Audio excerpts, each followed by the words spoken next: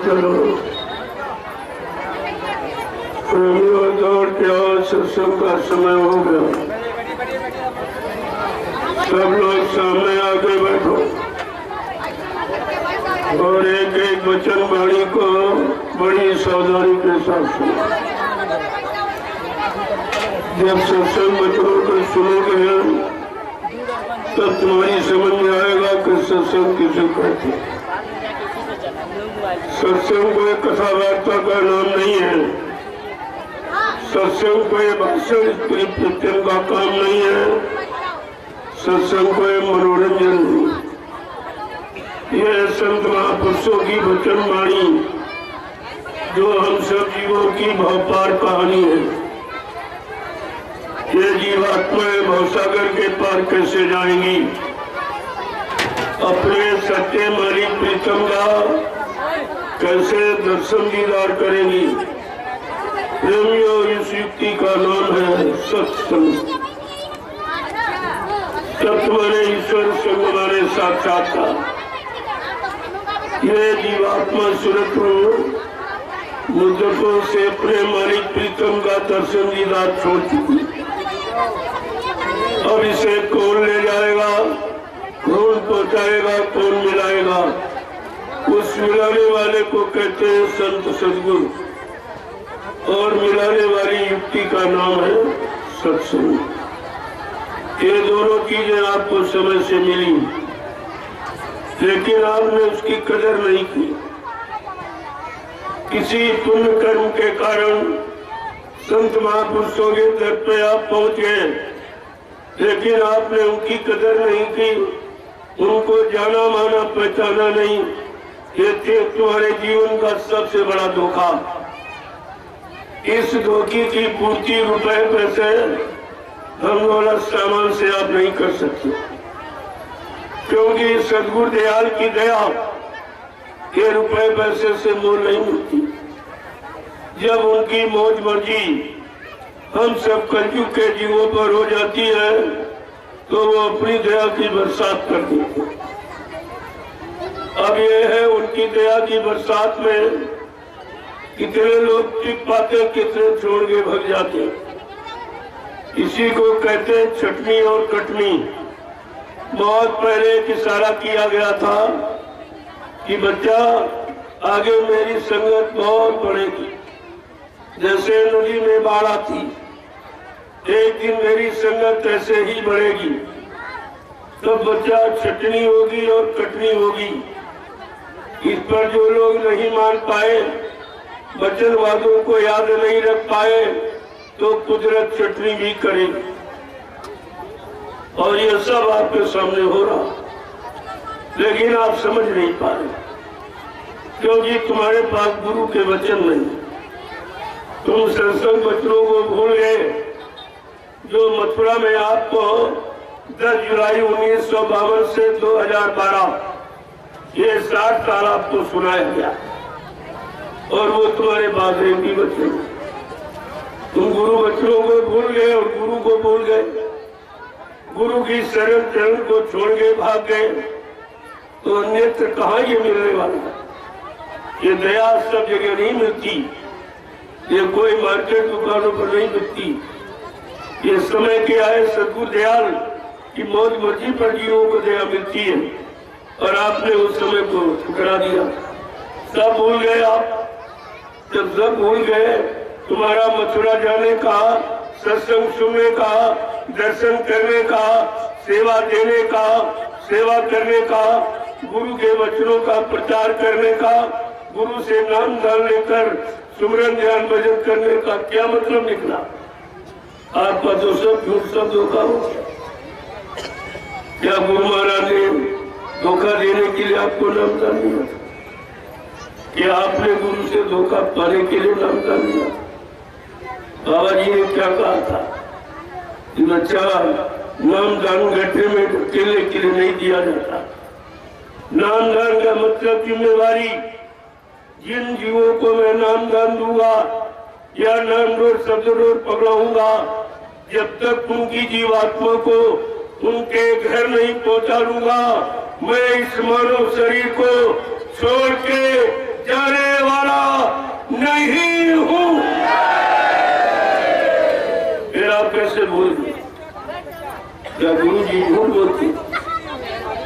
क्या झूठ बोलने वाले को आपने अपना गुरु बनाया? अरे ये सब पूछा जाएगा आपसे।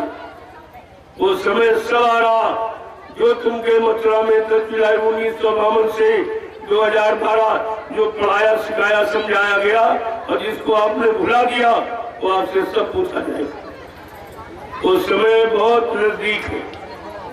ये भारत की जनता सब पूछेगी, क्योंकि इसको आपने गुरु के वचन सुनाए हैं।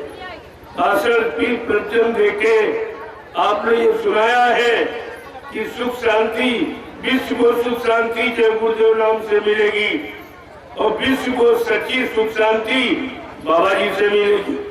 अब आप कहते हो बाबा जी मर गए, ये सुख शांति कौन देगा? ये विश्व को सुख शांति कौन देगा? इस पर आपको विचार करना चाहिए। आशा कोई सच्ची विज्ञानी विज्ञानी हो जो विश्व को सुख शांति दे दे। यहाँ आदमी अपने शरीर को सुख शांति नहीं दे पा रहा। इतनी खराब स्थिति, खराब समय आ गया और बाबा जी ने तो विश्व को सुख शांति देने का वादा किया। ये वादा किसी ने नहीं किया। जिनको भगवान कहते हो, त्रेता के राम, द्वापर के कृष्ण, इन्होंने देशी विदेशी परिवर्तन किया, लेकिन विश्व परिवर्तन किसी ने नहीं किया और ये आवाज किसी ने लगाई भी नहीं। सिर्फ बाबा जय गुरुदेव जी महाराज की ये आवाज है और उन्होंने कहा मैं विश्व का परिवर्तन करूंगा, मैं परिवर्तन करने आया हूँ, परिवर्तन करके ही जाऊंगा।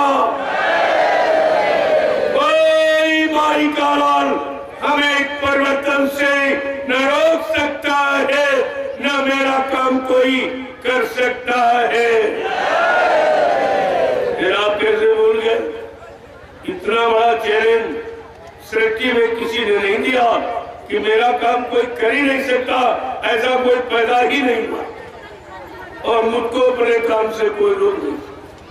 कौन सा काम? कलयुग भगाने का, सतयुग लाने का। ये काम सृष्टि में कोई कर नहीं सकता और हमको इस काम से कोई रोक नहीं सकता। फिर भी तुम्हारी समझ में नहीं आया कि हमारा गुरु कितना महान, कितना बड़ा सर्वशक्तिमान है जो ऐसा चैलेंज कर रहा सारी सृष्टि को। तो सब जानकारी आपको रखनी चाहिए। और बाबा जी ने क्या जानकारी आपको दी? कहा बच्चा मैं कलयुग को भगाऊंगा और सतयुग को लाऊंगा, सबको न्याय सुरक्षा रोजी रोटी की व्यवस्था बना के दूंगा, सबको शाकाहारी बनाऊंगा, सबकी जीवात्माओं को जगाऊंगा, परमात्मा से मिलाऊंगा। अगर ये काम करके मैं ना दिखला दूं तो इस बाबा को बाबा मत कहना। प्रेमियों, कितनी बड़ी गुरु की सच्चाई। आपने अपने गुरु की सच्चाई भी खो दी। तुमने कौन सा अच्छा काम? एक तो पहले भी अच्छा नहीं किया। गुनानाथ के गुरु के पास पहुंचे थे, बाबा जी कहते तुमने तो जैसे पहाड़ के पहाड़ बुरे कर्म लाद के रखे हो, अब इसमें से एक कोई हटा नहीं सकता। इतना बड़ा ज्ञानी, ध्यानी, विज्ञानी, धर्मवान, बलवान, बुद्धिमान हो, अगर आपको 1 करोड़ रुपए लो, हमारा एक पाप काट दीजिए, ये काम कोई नहीं। ये रुपए धन से काम होने वाला नहीं है। कर्म रुपए पैसे से नहीं काटेगा।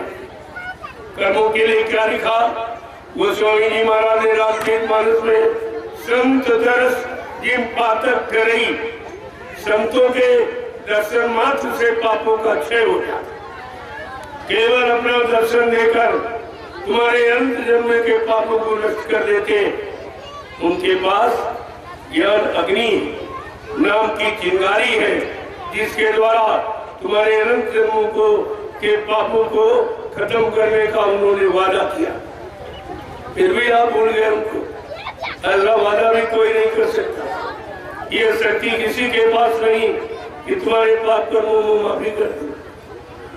जिनको भगवान कहते हो, त्रेता के राम, द्वापर के कृष्ण, जरा उनका किया पढ़िए भगवान का कि भगवान राम ने तो अपने पिता को नहीं माफ किया, तुम्हें क्या माफ कर देंगे? पिता को नहीं माफ किया, उनके पिता का अपराध क्या था कि धोखे में श्रवण कुमार की हत्या हो गई। एक हत्या धोखे में हो गई।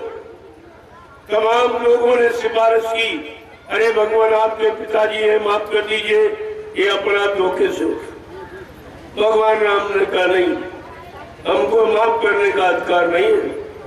माफ करने का अधिकार कलयुग में संत सदगुरु को होगा। वो आएंगे तो जीवों को माफ करेंगे। हमको तो इनके कर्मों का परिणाम सुनाने देने का अधिकार है। अच्छे को अच्छा और बुरे को बुरा। ना मैं इनका कर्म काट सकता हूँ, ना माफ कर सकता हूँ, ना अदला बदली कर सकता हूँ। ये अधिकार मुझको नहीं दिया गया। मैं महाकाल के हुक्म से इस काल नगरी में आया हूँ। जो काल की व्यवस्था बिगाड़े में गए हूँ, मैं उनको दंड दूंगा। अच्छा करेंगे तो अच्छा परिणाम, बुरा करेंगे तो बुरा परिणाम। ये तुमने नहीं पढ़ा, काल के कानून को नहीं पढ़ा। काल के देश में रहकर तो दयाल के कानून को तुम क्या समझ पाओगे? वो तो तुम्हारी समझ के बाहर हो गए। वो सब आप भूल गए, सब छोड़ दिए। तुम्हारे पास कुछ भी नहीं है। जो सम्राट दाता दयालु ने तुम्हें सुना के सत्संग सेवा में लगा के, सेवा करा के, और मतलब यानी सुमरन ध्यान भजन करा के आपको सही सच्चे रास्ते पर लाके खड़ा किया। आज तुम लोग भी राज्यों के चक्कर में आके फिर तुम वहीं चले गए। जहां से निकाला फिर वहीं चले, वही लोग लालच में ठप। अरे उन्होंने तो इसलिए किया कि बाबा जी को अगर मौत का संदेशा सुना देंगे सबको, ये मथुरा का राज्य हमको मिल जाएगा। इनको ये नहीं पता है कि मथुरा के राज के अधिकारी 45 करोड़ है। ये किसी एक की मथुरा नहीं है, न एक की होगी, न एक वहां रह पाएगा। आप देखते जाइए क्या हो रहा है। जिन्होंने ये प्रचार किया कि बाबा जी मर गए, मैंने 28 मई 2012 को ऐलान किया था कि जिन लोगों ने कहा कि बाबा जी मर के चले गए, तुम सब लोग देखते जाना, ये सब तुम्हारे सामने मौत के शिकार होते ही चले जाएंगे। और 5 मर गए, 1 बचा। मथुरा में झाड़ू न किया, 1 बचा है, वो भी 100 से बर्बाद। तो परिणाम तो कर्मों का मिलता ही, बुरे का बुरा परिणाम, अच्छे का अच्छा। और इससे बहुत बुरा क्या हो सकता जो अपने गुरु को बदनाम कर रहा, झूठ बोलने वाला, वादा खिलाफी करने वाला, दगेबाजी करने वाला सिद्ध कर रहा। इससे बड़ा और कोई अपमान है? प्रेमियों, और सबसे बड़ी सजा है मौत। वो भी लोगों ने गुरु को दे दी, उन्हीं का खाया और उन्हीं उनके यहाँ रहे, ऐसो आराम किया और उन्हीं के साथ ये व्यवहार। जिसने गुरु को नहीं छोड़ा क्या तुम्हें छोड़ देगा? गुरु को नहीं बख्शा क्या तुम्हें बख्श देगा? गुरु से हमदर्दी नहीं बना पाया क्या तुम्हारे पर कोई हमदर्दी कर देगा? ये तो आपको विचार करना ही होगा, आज नहीं तो कल। मैं तो इशारा करने आया हूँ, आपसे पूछने आया हूँ कि आप लोग मथुरा जाते रहे हो, ये बताओ मथुरा में जाते थे तो आप गुरु का दर्शन करने जाते थे कि चेलों का? जोर से बोलो। आप लोग मथुरा जाते थे गुरु का दर्शन करने कि चेलों का दर्शन करने? गुरु की सुनने गए कि चेलों की सुनने गए थे? गुरु की मानने गए कि चेलों की मानने गए? और किसकी मान गए? तो चेलों की मान। साहब गुरु भक्ति करने गए थे कि चेला भक्ति करने गए थे? और ये सब गुरु भक्ति भूल गए, चेला भक्ति में लगे। ये बेचारे भी इनको नहीं मालूम कि चेला पार करेगा कि गुरु पार करेगा। गोस्वामी जी महाराज ने रामचरितमानस के उत्तरकांड में लिखकर ये कलयुग के जीवों की शंका समाधान किया और गुरु की महिमा को उजागर किया। क्या लिखा उन्होंने कि गुरु बीन भाव निधि तरह ना कोई, और जो भी रांची इस शंकर सम होई। कहा कोई ब्रह्मा विष्णु महादेव के समान धर्मान बलवान बुद्धिमान कीर्तिमान यशमान क्यों न बन जाए, लेकिन ये भवसागर बगैर समय के सदगुरु के कोई पार नहीं कर सकता। और वो गुरु जो नाम जहाज लेके आए कैसे पार करेंगे? तुम जिनके पास गए हो गुरु को छोड़कर, उनके पास नाम जहाज है? किसी के पास नाम जहाज है कि तुम कैसे पारो? कभी भूल गए। बाबा जी ने क्या कहा था? मैं जय गुरुदेव नाम का इतना बड़ा जहाज लेके आया हूँ, अगर सारा विश्व मेरे जय गुरुदेव नाम पर सवार हो जाए जहाज पर, तो मेरे जहाज का एक कोना ही भरेगा। प्रेमियों, क्या जहाज खाली चला गया? जो कह रहे हो बाबा जी मर गए, तो क्या जहाज खाली हो गया? जान लगाने का मतलब क्या हुआ? जब कोई जीवात्मा बैठी नहीं, अभी कोई जगी नहीं, घर पहुंची नहीं, और बाबा जी ने वादा क्या किया? बच्चे देके वादा किया कि हम आए हुए देश से जहां तुम्हारा धाम, तुम सबको घर पहुंचाना एक हमारा काम। आपको अपने काम का पूरा परिचय दिया। इस मृत लोक मंडल में आने का मेरा एक ही काम है कि जीवात्माओं को जगाना, उनको घर पहुंचाना। गुरु कह रहा मैं घर पहुंचाऊंगा, यहाँ चेलों ने गुरु को पहले ही पहुंचा दिया। जरा इन चेलों को देखो, ये क्या क्या क्या चेले का गुरु के प्रति यही कर्तव्य होता है, यही इनकी मर्यादा है। जरा इनको देखो, इन्होंने वो काम किया जो आगे आने वाले भविष्य में इनमें से कोई अपने आप को बाबा जय गुरुदेव जी महाराज का शिष्य भी नहीं कहला सकता। इन्होंने शिष्य बनने का अधिकार खो दिया। इससे बड़ा और अपराध क्या हो सकता? आपको ये सब सोचना चाहिए। एक बात और आपसे पूछूंगा, आप बाल बच्चेदारों सत्य बोलो, आप लोगों ने नामदान गुरु महाराज से लिया या किसी चेले से लिया है? गुरु महाराज से। जोर से बोलो।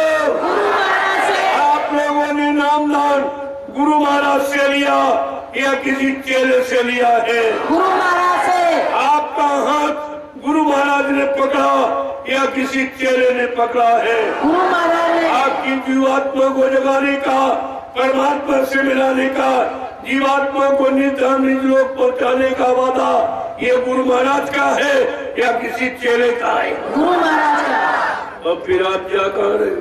चेलों के पीछे। नामदान गुरु ने दिया, हाथ गुरु ने पकड़ा, पार करने का वादा गुरु का जा रहे चेलों के पास। इतनी भी बुद्धि तुम्हारे पास नहीं, फिर तुम मथुरा जाने का तुम्हारा मतलब क्या? क्या सत्संग आपने सुना? वो भी एक ही नहीं, 60 साल आपको सुनाया गया। 10 जुलाई 1952 से और 2012, ये 60 बरस आपको सुनाया गया और 10 बरस ये लीला था। जो लीला की उसके बाद ये 10 बरस ये आपको सुनाया जा रहा। 70 बरस तुम्हारे निकल गए और तुम्हारे पल्ले कुछ नहीं। एक भी वचन आज भी तुम्हारी समझ नहीं आई। जब वचन नहीं समझ पाए हो तो ये बताओ शंका संदेह पूर्ण ब्रह्म से कैसे बचोगी? वचन बचने बचाने का काम करते हैं। वचन कोई भाषण स्पीच वचन मनोरंजन नहीं है, वो बचने बचाने का काम। ये सब जानकारी आपको रखनी चाहिए। बाबा जी ने कहा मैं कलयुग का इतिहास बनाने आया हूँ। ऐसा इतिहास बनाऊंगा जो भूते न भविष्यते, सतयुग त्रेता द्वापर के लोग अपने अपने युग का इतिहास पढ़ना भूल जाएंगे। मैं इसी भारत भूमि पर ऐसा चमत्कार करके दिखाऊंगा जिसको हिंदुस्तानी नहीं सारा विश्व नमस्कार करेगा। ये सब आप भूल गए। ऐसे ऐसे वादे विलक्षण अद्वितीय अनोखे जिस महापुरुष ने किए और आप अपने गुरु के सारे वचनों को भूल गए और बाद में गुरु को भूल गए। भूल ही नहीं गए, ये कह दिया वो तो मर के चले गए। इसका मतलब तुम्हारा काम कभी नहीं होगा, तुम्हारी जीवात्मा कभी नहीं जा सके। फिर वो नामदान लेने का मतलब क्या होगा? नामदान लेने का मतलब क्या होगा? प्रचार करने का मतलब क्या होगा? बड़े बड़े राष्ट्रीय सम्मेलन अधिवेशन किए गए, उनका मतलब क्या होगा? 3 साकेत महायज्ञ कराए गए, उनका मतलब क्या होगा? और कहा था बच्चा अभी चौथा यज्ञ बाकी, जो सतयुग आगमन का हो। सब भूल गए आप? चौथा यज्ञ अभी बाकी, और कहा था वो चौथा साकेत महायज्ञ सतयुग आगमन का किसी पुरानी बड़ी धार्मिक नगरी में नहीं होगा, पुरानी बड़ी नदी किनारे नहीं होगा, बड़े शहर कस्बों में नहीं होगा। एक छोटा सा जंगल, बियाबान जंगल में एक छोटी सी नदी, उस जंगल में 10 करोड़ प्रेमी इकट्ठा होंगे। चेहरा कितने हैं? 45 करोड़। बाबा जी ने पहले ही छटने कर दी थी 10 करोड़ बची। बाकी स्वार्थी लोभी लालची ये इधर उधर सब भाग जाएंगे। 10 करोड़ प्रेमी उस मैदान में आएगा। उसी मैदान में चौथे सतयुग महासाकेत यज्ञ में मैं सतयुग आने की तारीख की घोषणा करूंगा, और उस यज्ञ का प्रचार मैं 6 महीने पहले करवाऊंगा।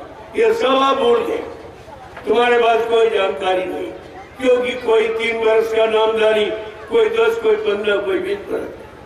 बाबा जी संदर्भ सुना रहे थे जुलाई 1952 से, तब तो आप पैदा भी नहीं हुए।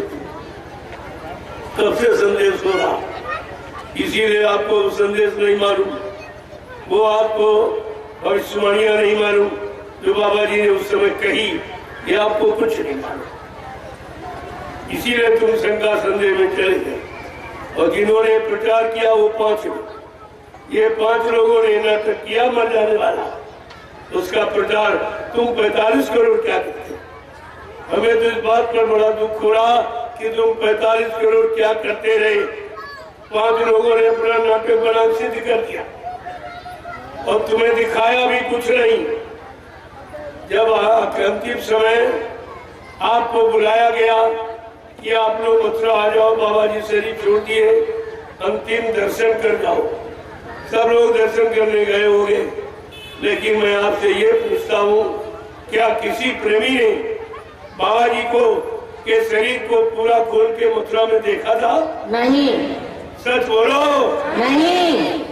क्या किसी प्रेमी ने हिंदुस्तान के बाबा जी के शरीर को मथुरा में खोल के देखा था? नहीं खोल के देखा। या पूरा शरीर किसी को खोल के दिखाया गया? नहीं दिखाया गया। फिर तुमने विश्वास कैसे किया? अगर कोई कह दे तुम्हारा पिता मर गया, क्या बिना देखे विश्वास करोगे? अगर लाश न दिखाई जाए क्या आप विश्वास करोगे? और बिना विश्वास किए क्या 13वीं मनाओगे, बाल मरवाओगे? और तुमने गुरु के लिए सब कुछ करा, तुम्ही ने सिद्ध किया। उन 5 लोगों ने चालाकी होशियारी कह के सारी संपत्ति तो हड़प ली और कब्जा कर लिया तुम्हारे आश्रम पर, जबकि आश्रम 45 करोड़ प्रेमियों का, किसी एक का नहीं, और न एक का रहेगा। आप देखते जाइए ये कैसे भगते हैं, दिखाई नहीं देगा। वो समय लाके खड़ा कर दिया जाएगा। ये वैचारिक क्रांति का बिगुल जो बज रहा है, ये ऐसे वैसे नहीं, ये कुछ करने के लिए निकला। ये साइकिल यात्रा हिंदुस्तान में कोई नहीं निकाल सकता जिसमें 50 कन्याएं, ये सबसे बड़ी महत्वपूर्ण चीज। आज ये कोई नहीं समझ पा रहा, न सरकारी, न कर्मचारी, न यानी काश्तकार, न मजदूर, न यानी व्यापारी, कोई नहीं समझ पा रहा ये क्या खेल हो रहा, जबकि सबके हित का। मैं चाहता हूं एक अच्छे सच्चे वीरानी ईमानदारी चरित्रवान का एक समाज तैयार हो, अच्छे सच्चे समाज का निर्माण हो और सब सुखी हो, सबको शांति मिले, सब अपने परिवार बाल बच्चों के पालन पोषण के लिए 8 घंटा खेती करें, दुकान करें, दफ्तर करें, बिजली व्यापार मजदूरी करें सच्चाई ईमानदारी के साथ, और शाम को आओ तो अपने बाल बच्चों की खिदमत सेवा करो। आएगा एक आती सरकार का, जब कोई काम तुम्हारे पास ना हो तो अगर अपने को हिंदू कहते हो तो 1 घंटा भगवान का सच्चा भजन इसी मनुष्य रूपी मंदिर में आत्मा से करो। अगर अपने आप को मुसलमान कहते हो तो इसी जिस्मानी मस्जिद में रूह से खुदा की सच्ची इबादत करो।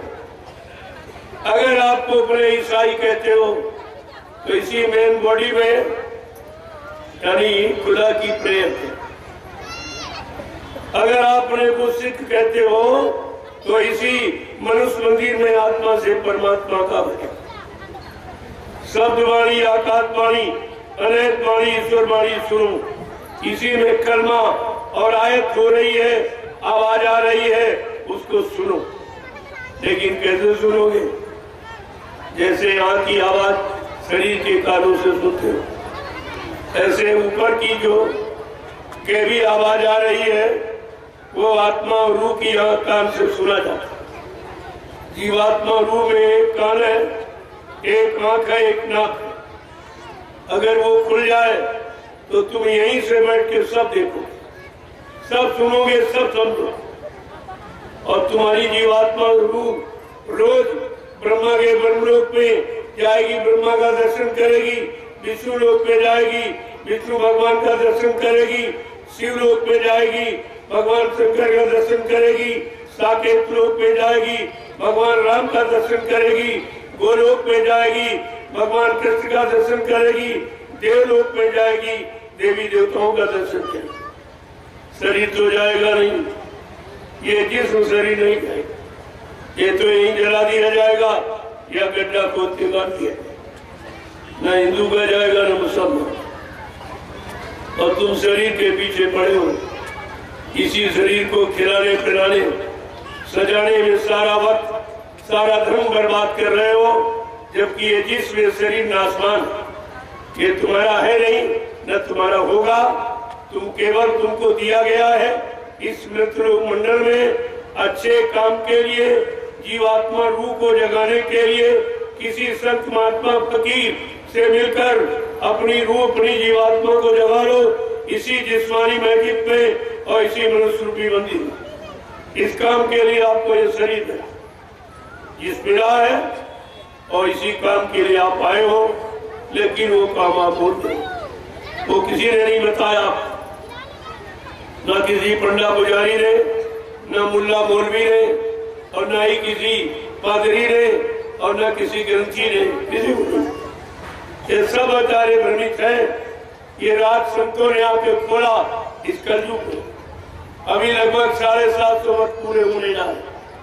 जब से कबीर साहब आए तभी से संत मत चला, और संत नाम आपको सुनने को मिला।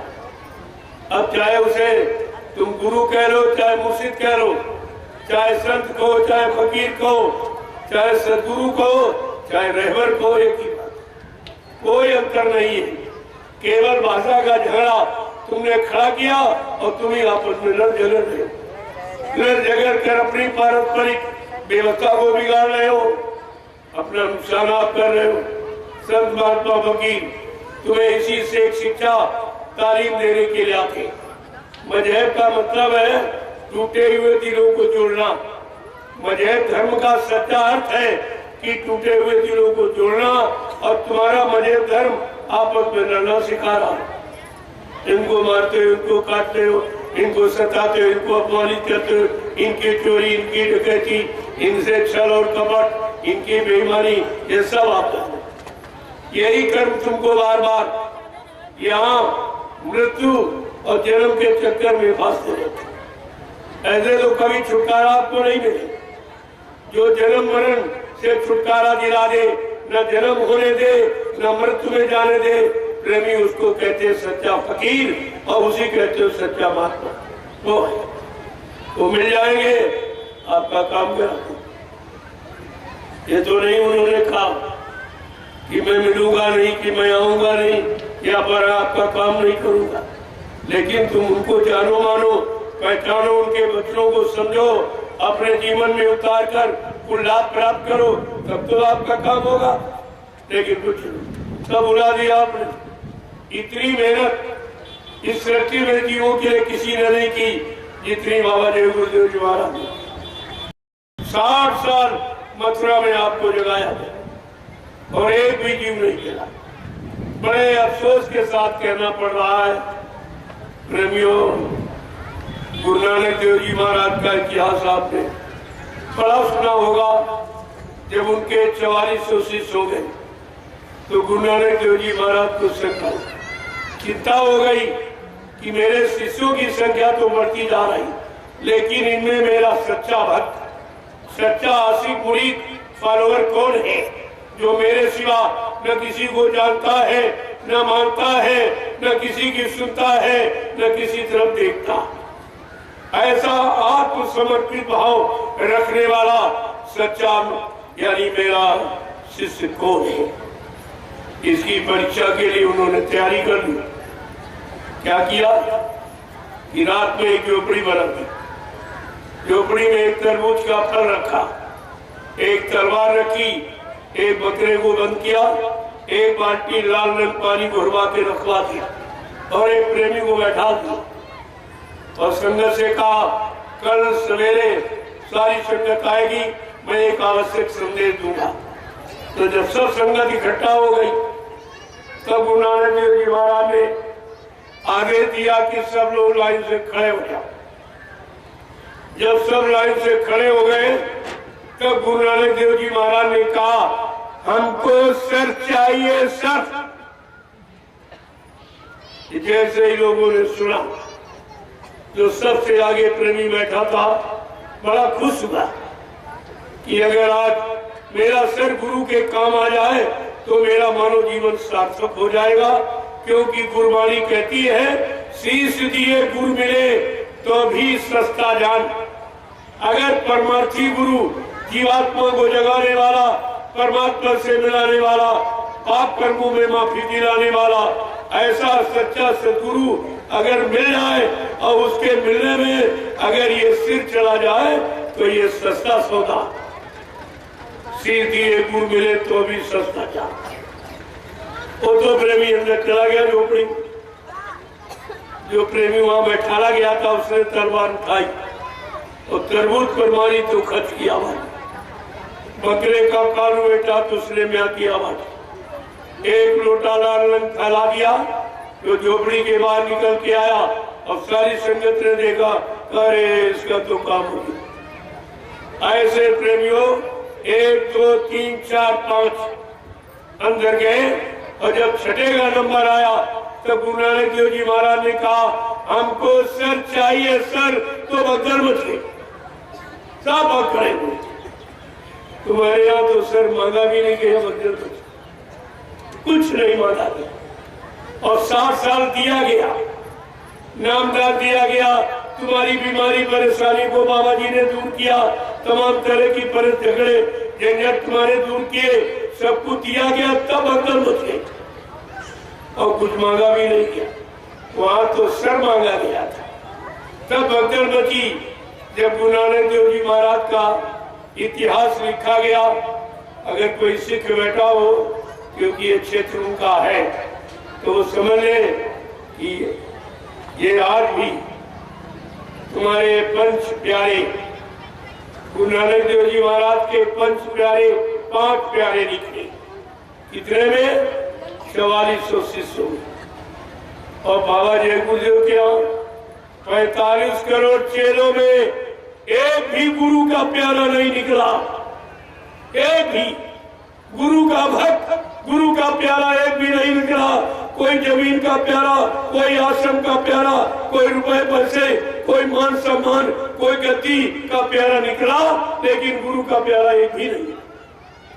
बड़े अफसोस की बात है, आपने तो गुरु का इतिहास ही खत्म कर दिया।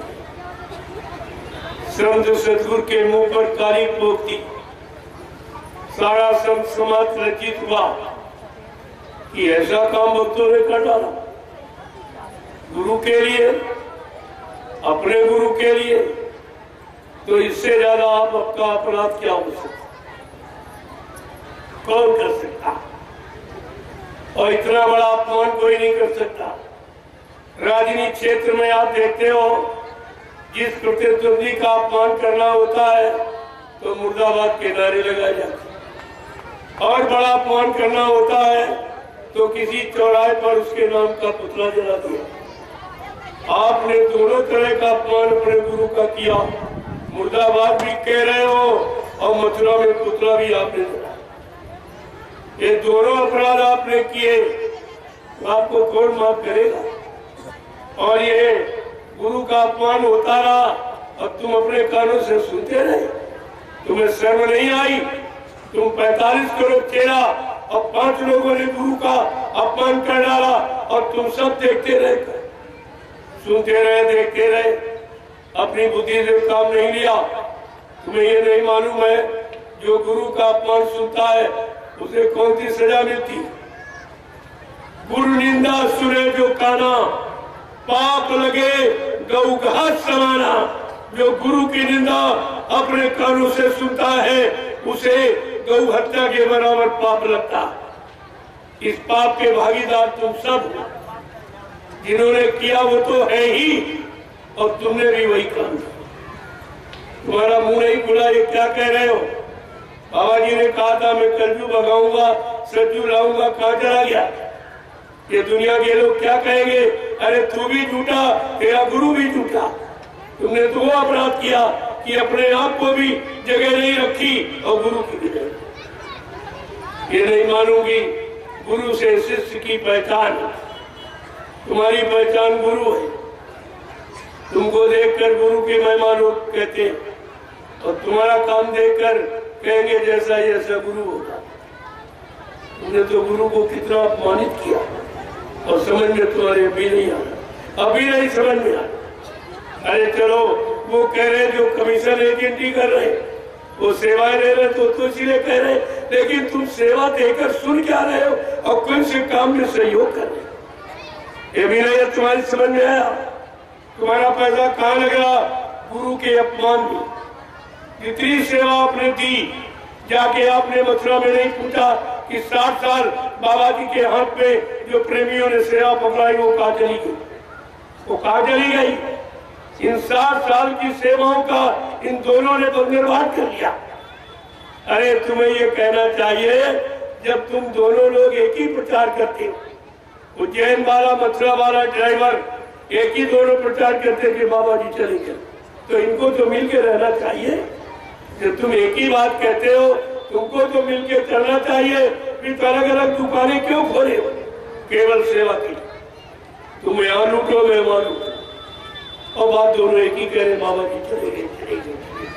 अरे जब एक ही बात कह रहे हो तो तुम तो एक में रहो, मिल के रहो, ये आपको कहना चाहिए। अगर ऐसा कहो तुरंत राज खुल जाएगा कि सत्य क्या है और झूठ क्या है और असल क्या है और नकल क्या, ये सब आपकी समझ में आ जाएगा। मैं आलोचनात्मक दृष्टिकोण से नहीं कहता, मैं सत्यता की दृष्टिकोण कि सत्य क्या है। सत्य का भी आलोचना नहीं होती। सत्य कहने के लिए स्कूल कॉलेज खोले गए, थाने कचहरी कोर्ट न्यायालय, ये सत्य को बताने के लिए। लेकिन आज सब खत्म हो गया, कहीं सत्य की आवाज नहीं उठ रही, और जो सत्य कहने निकला है उसका कोई साथ देने वाला नहीं, कोई नहीं। आज ये धार्मिक देश, धर्म के लिए भगवान राम को रावण से लड़ाई लड़नी पड़ी, धर्म के लिए भगवान कृष्ण को महाभारत करना पड़ा, तब धर्म की स्थापना हुई। आज उस धर्म को किस तरीके से लुप्त कर दिया गया।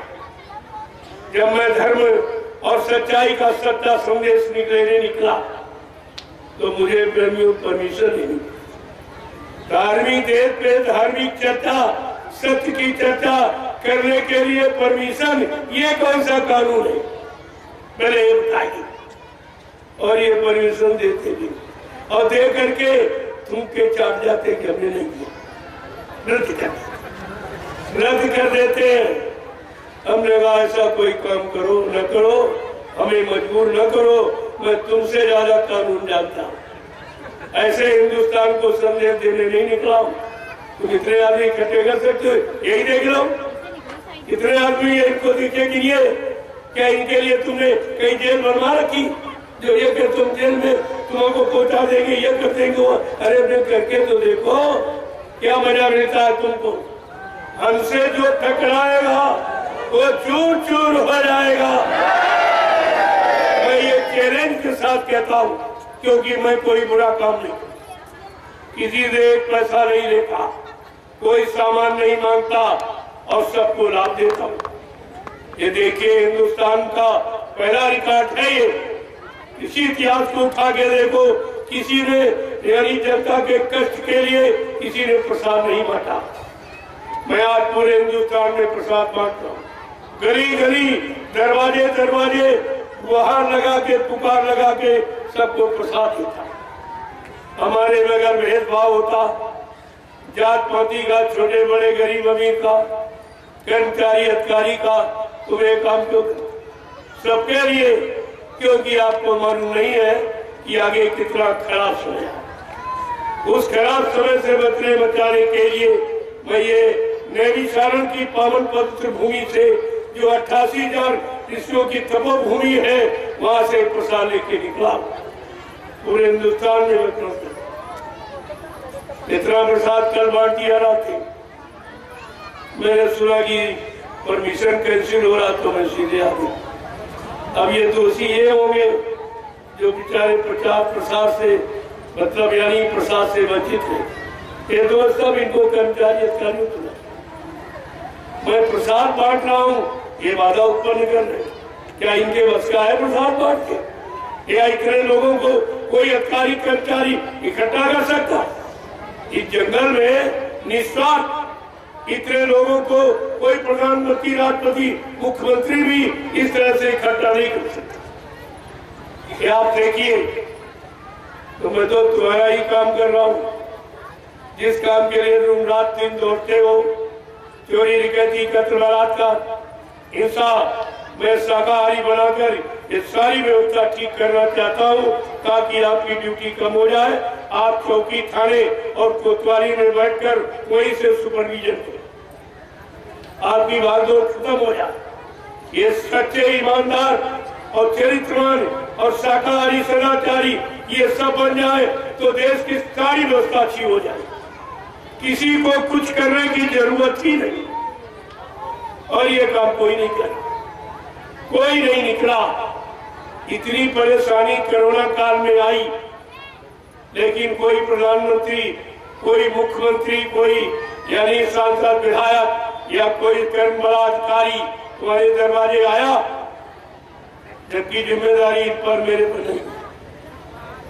मैंने तो जिम्मेदारी समझी क्योंकि मैं भी देश का नागरिक की हैसियत अच्छी सच्ची बात कहने की, बताने का हमको पूरा अधिकार, उसे कोई नहीं मिल सकता।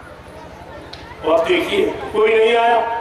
जिनको आपने चंदा नोट वोट दिया, महंगाई और मतलब यानी टैक्स और जीएसटी सब आपने भरी, लेकिन कोई नहीं आया तुमसे पूछे कि आपको क्या परेशानी, क्या तकलीफ। और जिनको आपने दान दक्षिणा, धोती रोटी लंगोटी दी, वो लाल पीले कपड़े और दाढ़ी बार रखने वाला कोई महात्मा भी नहीं है। ये सब आपने देखा और मैंने भी देखा कि भारत की जनता का दुख दर्द दूर करना ये किसी को चिंता नहीं। तब मैंने विचारण के पावन पवित्र भूमि से तुम्हारे दुख तकलीफ बीमारियों को दूर करने के लिए महाप्रसाद लेके निकल पड़ा और सब जगह बांटता चला। लेकिन यही आपत्ति पैदा हो।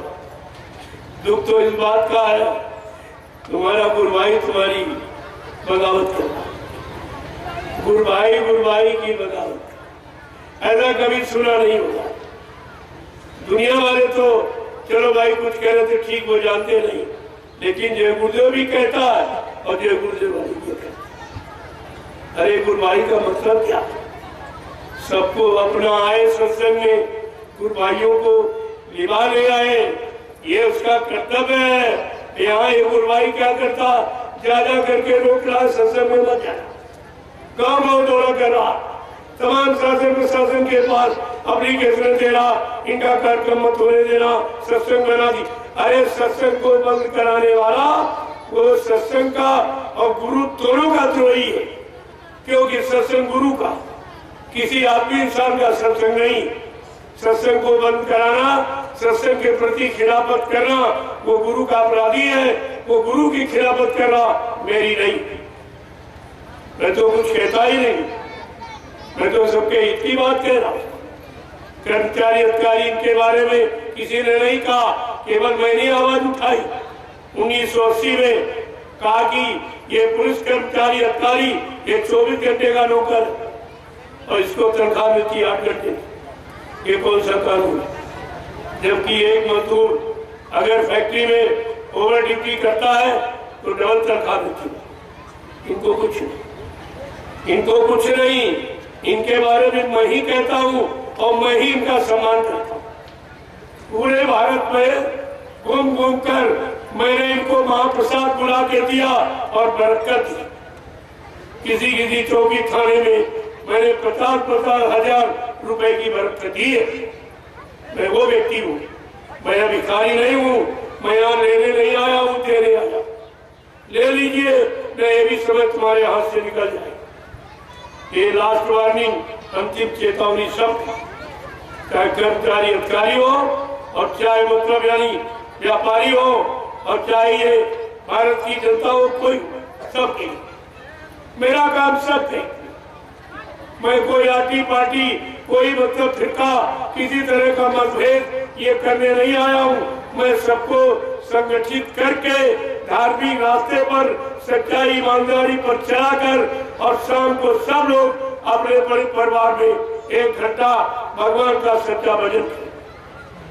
अगर मुसलमान समझते हो तो इसी जिस्मानी मस्जिद में 1 घंटा खुदा की इबादत रूह से करो, जिस्म से जवान से नहीं। जवान की इबादत तुम्हारी कबूल नहीं होगी क्योंकि आपने जवान को गंदा कर दिया। गंदा ये बस पक्षियों का मुर्दा मांस खाया और बुद्धि नाशक नशा शराब का गांजा पीट ये आपने प्रयोग किया है, इसलिए आपकी जवान गंदी होगी। अब गंदी जवान से हिंदुओं न तुम्हारी कोई प्रार्थना स्वीकार होगी और मुसलमानों न कोई तुम्हारी इबादत स्वीकार। बड़े खुले शब्दों में सुन लीजिए, गंदगी में कोई पूजा स्वीकार नहीं होती। आप ये सब गंदा करते और इबादत करते हो, इसी कारण तुम्हारी इबादत कबूल नहीं हुई। कब से आप शोर मचा रहे? एक नहीं सब पन्ना पुजारी मंदिर की चोटी में लाउड स्पीकर लगा के हल्ला मचा रहा और मुल्ला मौलवी मस्जिद की चोटी पर लाउड स्पीकर लगा के हल्ला मचा रहा। पादरी गिरजाघर की चोटी पर लाउड स्पीकर लगा के हल्ला मचा रहा। ग्रंथी गुरुद्वारे की चोटी पर लाउड स्पीकर लगा के हल्ला मचा रहा। प्रेमियों में सबसे पूछ रहा हूँ, क्या हल्ला में अल्लाह मिला, परमात्मा मिला, खुदा मिला, गाड मिला, कोई देवी देवता मिले? आज तक कोई नहीं मिला। ये तुम्हारा करने का मतलब क्या था? जैसे खेती करते हो, अनाज न पैदा हो कोई खेती करेगा? दुकान चलाते हो, व्यापार करते हो, मुनाफा ना हो कोई व्यापार करेगा? नौकरी करते हो, कोई तनख्वाह वेतन न मिले कि आप नौकरी करोगे? और ये पूजा पाठ तुम्हारी कैसे? कुछ नहीं मिला। 3 युग से इतने भटक गए, अटक गए, बेचारे जड़ की ममता में फंस गए। अरे जड़ पूजा क्या चेतन का काम कर देगी? जड़ माने मुर्दा, क्या मुर्दा काम कर देगा? कुछ मुर्दा तुम्हारी सुन लेगा क्या? क्या वो दे सकता है आशीर्वाद वरदान आपको? ये छोटी सी बात अभी तक नहीं समझ पाए और 3 युग निकल और किसी ने बताया भी, आप किसी ने नहीं। आखिरकार कुदरत को फैसला लेना पड़ा। इस कोरोना काल में कुदरत ने फैसला लिया है। क्या किया? तुम्हारे जितने पूजा घर थे, मंदिर मस्जिद गिरजाघर गुरुद्वारा धर्मस्थल आश्रम सब में ताले लगा दिए। कोई बोला, कोई पंडा पुजारी मुल्ला मौलवी कोई ग्रंथी कोई पादरी बोला कि भाई ऐसा क्यों किया जाए? ये तो किसी युग में नहीं हुआ, किसी राजा महाराजा किसी सम्राट बादशाह ने भी ये काम, अंग्रेजों ने भी नहीं किया। आप ये काम क्यों कर रहे हो? हमारे धर्म स्थल अगर बंद हो जाएंगे, ताला लग जाएगा तो हमारी आस्था का क्या होगा? हमारी भक्ति का क्या होगा? हमारे अच्छे भाव पूजा पाठ के उनका क्या होगा? लेकिन कोई नहीं बोला, सब चुप, एकदम शांत हो गए, कोई कहने वाला। और ताले लगे। ताला कब लगाते अपने मकान में आप? जब सब लोग मकान के बाहर चले जाए। खाली मकान में ताला लगता। अगर मकान के अंदर कोई बैठा हो तो क्या वो ताले लगा लेंगे? इतनी छोटी बात नहीं समझ पाए और ये भी तुम्हारे साथ हुई और साथ चुप, कोई प्रतिपक्ष कुछ नहीं। जब अच्छी सच्ची बात कोई नहीं कहेगा तो प्रेमियों महाभारत हो जाएगा, तो महाभारत हो जाएगा। और ये सब उसी की तैयारी कर रहे हैं। ये अच्छी सच्ची बात कोई कहने वाला नहीं और मैं कहने निकला तो कोई कहने नहीं किया। ये भारतीय है, ये हिंदू है, या ये यानी मतलब मजहब और धर्म को मानने वाले हैं ये कोई नहीं। अरे तुम्हें तो हमारा सहयोग करना चाहिए क्योंकि मैं तुम्हारा ही काम कर रहा हूं। अगर अच्छे सच्चे समाज का निर्माण हो जाए तुम्हारी सबकी ड्यूटी खत्म हो जाए। कुछ करने की आपको आवश्यकता, भागने दौड़ने की जरूरत नहीं है। लेकिन बात समझ में आए तुम्हारे तब तो तुमने भी अपना खान पान गंदा करके बुद्धि खराब कर ली है। अब तुम्हारी बुद्धि अच्छे काम में निर्णय नहीं ले पा रही। क्यों? ये भारत देश का धर्म, ये भारत देश का नियम सिद्धांत नीति है कि जैसा करो आहार वैसे बने विचार, जैसा करो खाओ अन्न वैसा बने तन मन, जैसा पीवो पानी वैसी हो वाणी। ये 3 सूत्री कार्यक्रम है, ये को निकालने की है। अब प्रेमियों ये तुम्हें समझना है, तुम काल की पारी में खड़े होती दयाल की, ये तुम्हें समझना चाहिए। तुम इस देश से छुटकारा पाकर चलने की तैयारी में हो कि काल के सामान को इकट्ठा करने में पड़ेगा या रहने की तैयारी कर। अभी तक ये बात आपकी समझ में नहीं है। अगर आप ध्यान से समझें कि माँ के गर्भ से सब पैदा हुई, तब नंगे आए, अकेले आए, कोई सामान नहीं। जब सामान लेके नहीं आए हो, कोई रिश्ता नाता जोड़ के नहीं आए हो, तो जाओगे तब ये कुछ तुम्हारे साथ नहीं जाने चाहिए क्योंकि तुम्हारा नहीं है। तुम नंगे अकेले पैदा हुए तो तुम्हारी व्यवस्था काल नहीं की, उसने व्यवस्था की। इसी व्यवस्था का सच्चा अर्थ है उसने अपने देश में तुमको फंसाने का इंतजाम किया। एक मकान दे दिया और मतलब एक स्त्री पत्नी बाल बच्चे दे दिए और दुकान मकान नौकरी पेशा ये मतलब बाल बच्चों की सेवा के लिए दे दिया। अब इतने काम में आपको फंसा दिया, अब तुम निकल नहीं सकते क्योंकि तुम समझे हो कि हमारे पर दया हो गई, दया हो गई। ये दया नहीं, दुआ है। दुआ कहते फंसा ले और दया कहते निकाल ले, ये दोनों में अंतर। इसलिए संत महापुरुष दया देते, दुआ नहीं। दुआ देकर जीवों को बताना नहीं चाहते और उन्होंने कहा जिस जीव पर मैं बहुत खुश होता हूँ उसको 3 चीजें देता हूँ, बीमारी, गरीबी और बदनामी। ये आप देख लीजिए, ये नेता है, ये यहाँ से निकलने का सामान। अगर इसके अतिरिक्त सामान कोई मिल जाए और ज्यादा मिल जाए तो समझ लो काल तुम्हें फंसाना चाहता है, इसलिए ज्यादा सामान दिया, ज्यादा पैसा दे रहा, ज्यादा इंतजाम कर रहा, ज्यादा बच्चे दे रहा। ये सब फंसाने का सामान जिसको आज तक ज्ञानी ध्यानी विज्ञानी ऋषि मुनि योगी महर्ष और तारी शक्तियां नहीं समझ पाई, तो हम सब कलयुग के गंदे कमजोर भोगी विलासी जीव इसे कैसे समझे? कोई समझाने वाला, कोई जगाने वाला होना चाहिए। वही जगाने का एक संदेश आपके सामने लाके खड़ा किया। ये जन जागरण हो रहा, जो यात्रा आप देख रहे हो, ये यात्रा घूमने फिरने की नहीं है, ये जन जागरण की कि जीवों को कैसे जगाया जाए, अच्छे सच्चे रास्ते पर लाके कैसे खड़ा किया जाए, इनका मानव जीवन कैसे खुशहाल और शांति में बनाया जाए, ये उसके लिए प्रयास है। लेकिन इस बात को कोई नहीं समझता। दुनिया ऐसी बाबरी कि समझने को कोई तैयार है। जब एक कर्मचारी अधिकारी नहीं समझ पा रहे तो उनकी बात हो, इनकी पढ़ाई लिखाई का क्या मतलब? जब अच्छी सच्ची बात, नेक भली बात, सबके हित की बात, सबके कल्याण की, सबके उद्धार की बात जब आप नहीं समझ पाए हो तो तुम्हारी पढ़ाई लिखाई किस बात, किस काम की? ये तो आपको समझना पड़ेगा।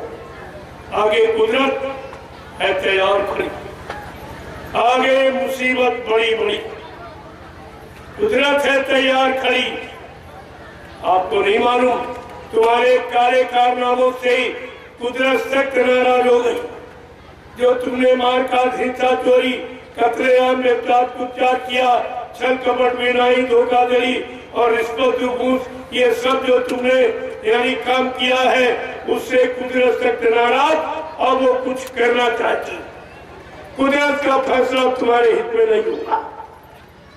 मैं यही बताने आया हूँ, जो कुदरत नाराज हो गई, कुदरत की नाराजगी दूर करना ये किसी इंसान के बस की बात नहीं।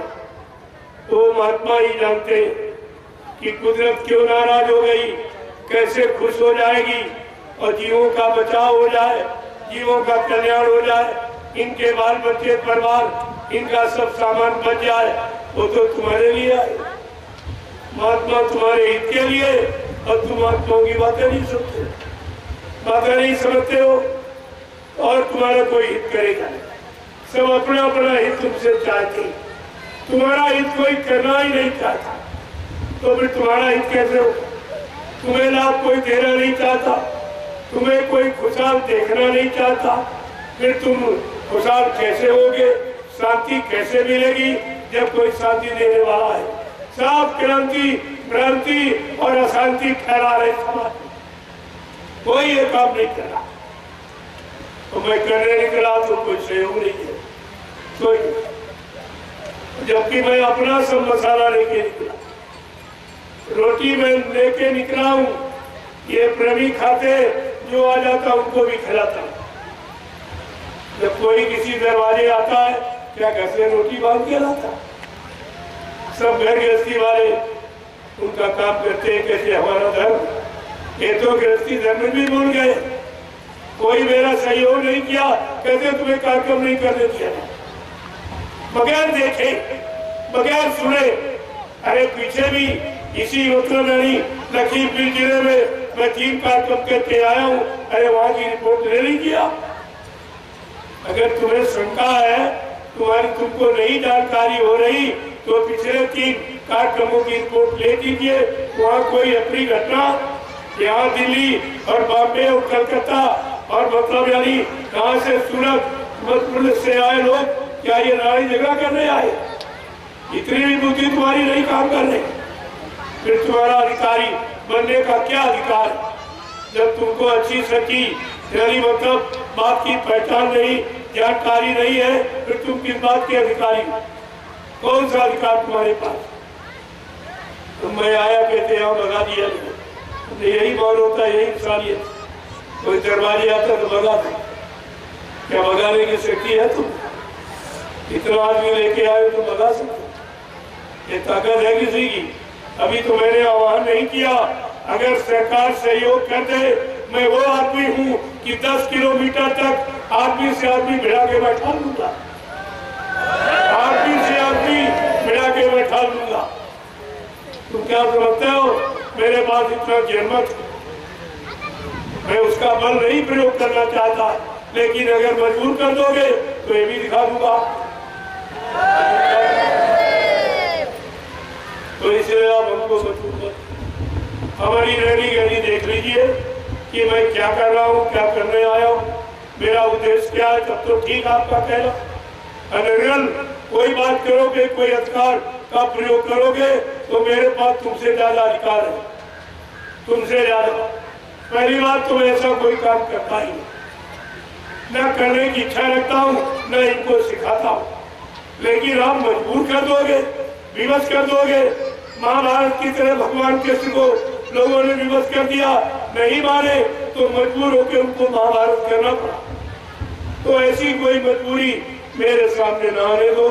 आपसे मैं प्रार्थना करता हूँ, हमको मजबूर मत कीजिए कि हमको इस जनबल का प्रयोग करना पड़े। तो नहीं चाहते, आप गिनती नहीं कर सकते, ये बैठे इन्हीं को गिन लीजिए। मेरे साथ तो भी बहुत थोड़े लोग लेके आया हूँ, केवल देखने के लिए आया कि तुम्हारे में देश के प्रति, समाज के प्रति कोई अच्छे भाव है कि नहीं। तुम देश समाज की उन्नति, उत्थान, प्रगति देखना चाहते हो, क्योंकि तुम्हारे बस की तो है नहीं। तुमने 70 साल की आजादी में सब परिचय दे दिया अपना, कुछ नहीं कर पाए, सिवाय परेशानी मुसीबत दुख तकलीफ के अलावा तुमने कुछ कहीं किया ही नहीं है। तुम्हारी तो पहचान हो गई, अब तुमको कहने की आवश्यकता नहीं। जब तुम्हारे पास काम की कोई योजना नहीं बना पाए, नहीं लागू कर पाए और नहीं किसी को लाभ दे पाए, तब हमको ये प्रयास करना पड़ा। ये जन जागरण, ये गुरुदेव आध्यात्मिक जन जागरण, शाकाहारी काफिला, हमारे जय गुरुदेव प्रेमियों को सहयोग करना चाहिए। इनकी बुद्धिमानी की ये भी विरोध कर, घर वाले की विरोध, गुरु परिवार वाला गुरु परिवार का विरोध करता है। इनकी बुद्धि पर आगे देख दिया, जबकि ऐसा कभी सुना आपने? राम भक्ति के आपस में लगते बिगड़ते बड़े प्रेम से, कृष्ण भक्त शंकर जी के वक्त, हनुमान के वक्त, देवी देवताओं के वक्त, ये सब मिलजुल जी रहे थे। लेकिन ये गुरु भक्ति का ये झगड़ा करते हैं। ये गुरु के वचन न सुनते हैं, न लोगों को सुनने देते। इनसे बड़ा अपराधी गुनहगार पापी कौन होगा, जो गुरु की महिमा से इतनी दूर खड़े, गुरु के वचनों से इतनी दूर। अरे तुम कैसे बच पाओगे? आगे आने वाले समय में तुम भी अपना बचाव नहीं कर पाओगे। मैं तो तुम्हारे लिए भी आया हूं, मेरे पास कोई मतभेद नहीं। जब एक गुरु के शिष्य हो, एक पाठशाला में पढ़े हो, गुरु ने एक ही शिक्षा दी, तो झगड़ा किस बात का झगड़ा है? केवल झगड़ा स्वार्थ का। मैं ये कहता हूं भाई, सेवाएं मत, सेवा का तुमने कोई काम नहीं किया, और ये सेवा अपने परिवार में खर्च मत करना, ये भारी दोष लग जाएगा। अगर एक बच्चा लूना लगा, अंधा हो गया, तो ये सब तुम्हारी प्रॉपर्टी बेकार हो जाएगी। क्यों? गुरु से कपट और संगत से चोरी, और की वो निर्धन, की वो कोढ़ी, ये नियम है बच्चा। बाबा जी ने कितनी बार कहा, बच्चा ये संगत का धन जहर है, इसको मत लेना, अपने बच्चों को मत खिलाना, फिर तुम्हारे बच्चों की बुद्धि खराब हो जाएगी, फिर वो तुम्हारी बुढ़ापे में सेवा नहीं करेगा। ये सब आपको सिखाया गया कि सत्संगी के कमाई के 9 अंगुल दांत, और भजन करे तो उबले, नहीं तो फाड़े हाथ। क्या इन लोगों ने ये गुरु का संदेश नहीं सुना? और सब उसी काम में जुटे पड़े।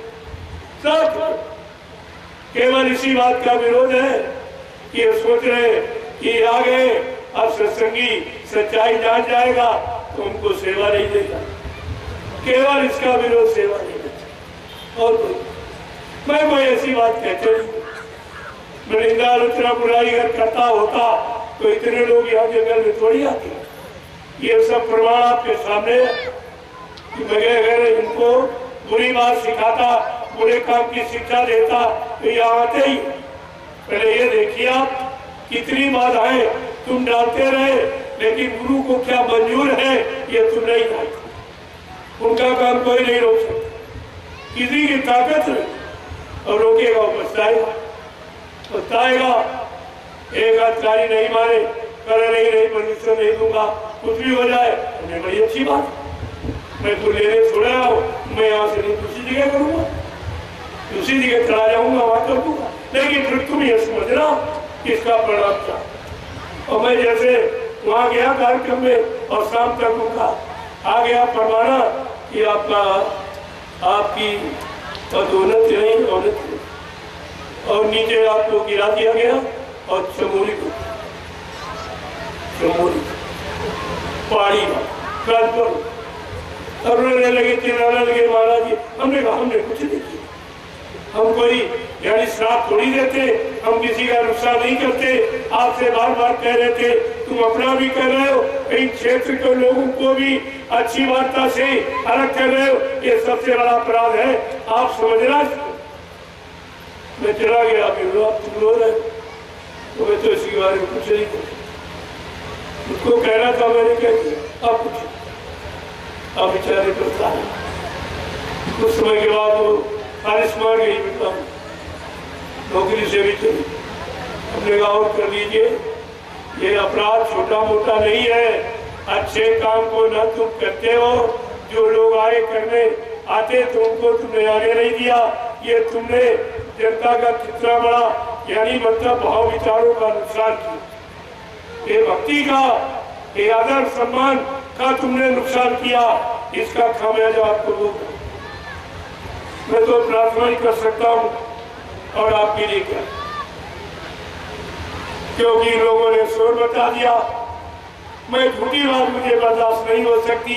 मैं सच्चाई को खोल के कहता हूं। अगर सच्चाई अपराध है कोई तो आप सजा दे दीजिए। सच्चाई कहना कोई अपराध है तो आप सजा दे दीजिए, अच्छी बात है। लेकिन सच्चाई को छिपाने वाला कभी सत्यधारी नहीं कहा जाएगा। लोग उसको कभी अच्छा सच्चा नहीं कहेंगे।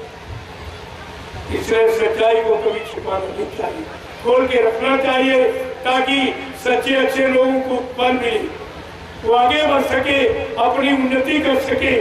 इसलिए सच्चाई को कभी छिपाना नहीं।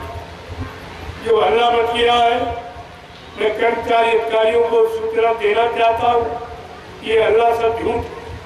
5 लोगों ने झूठा प्रचार किया कि बाबा जी शरीर छोड़ के चले। 5 उन्होंने इसलिए किया कि जब ये कहेंगे बाबा जी मर गए तो ये मथुरा का साम्राज्य हमको मिल जाएगा। जमीन है, आश्रम है, मंदिर है, था संगत है, सब संगत मेरे पास आ गए, क्योंकि संगत हम पर विश्वास करती। ये लोग साथ रहते, इसलिए संगत ये विश्वास करती कि भाई ये झूठ नहीं होती। और ऐसा काम इन्होंने किया है जो सृष्टि में किसी ने। प्रमाण है, ईसा मसीह को गैरों ने सूली पर चढ़ाया था, लेकिन आज अपने समृद्ध सदगुरु को इन चेलों ने ये प्रचार किया। चेलों ने ये स्थिति बनाई। इनको तो सोचना चाहिए कि तुमने जो किया है तुमको नर्क में भी कई जगह नहीं मिले। गुरु कह दिए ऐसा सब प्रयोग करना। बाबा जी ने क्या कहा आपसे, ना मुझे कोई मार सकता है, ना मुझे कोई धोखा दे सकता, ना मुझे कोई धन दौलत सामान से खरीद सकता। मैं अपना काम करने आया हूँ, काम करके ही जाऊंगा। अगर जरूरत पड़ी अपने काम को पूरा करने के लिए तो कहा था बच्चा इसी शरीर में मैं 400 वर्ष तक रहूंगा और काम करके ही जाऊंगा। क्या 400 वर्ष का समय निकल गया? जो आपको शंका हो गई बाबा जी चले गए। अभी तो हिंदुस्तान में ये प्रचार किया गया कि बाबा जी की उम्र 116 वर्ष, शरीर की उम्र 116 और 10 वर्ष ये इस समय 126 वर्ष की। और वो योगी है 4 साल का बन जाए, 400 वर्ष का बन जाए, 100 वर्ष का बन जाए, क्या पहचान लो? तुम्हारे पास तुम्हारी पहचान नहीं, तुम अपनी पहचान नहीं जानते। जिन बच्चों को तुमने पैदा किया, पढ़ा लिखा पाल पोस के तैयार किया, क्या बच्चे बारे तुम जान सकते हो? कौन बच्चा तुम्हारा अधिकारी बनेगा, कौन डॉक्टर बनेगा, कौन मास्टर बनेगा, कौन इंजीनियर बनेगा, कौन चोर डकैत बनेगा? आपको है पहचान?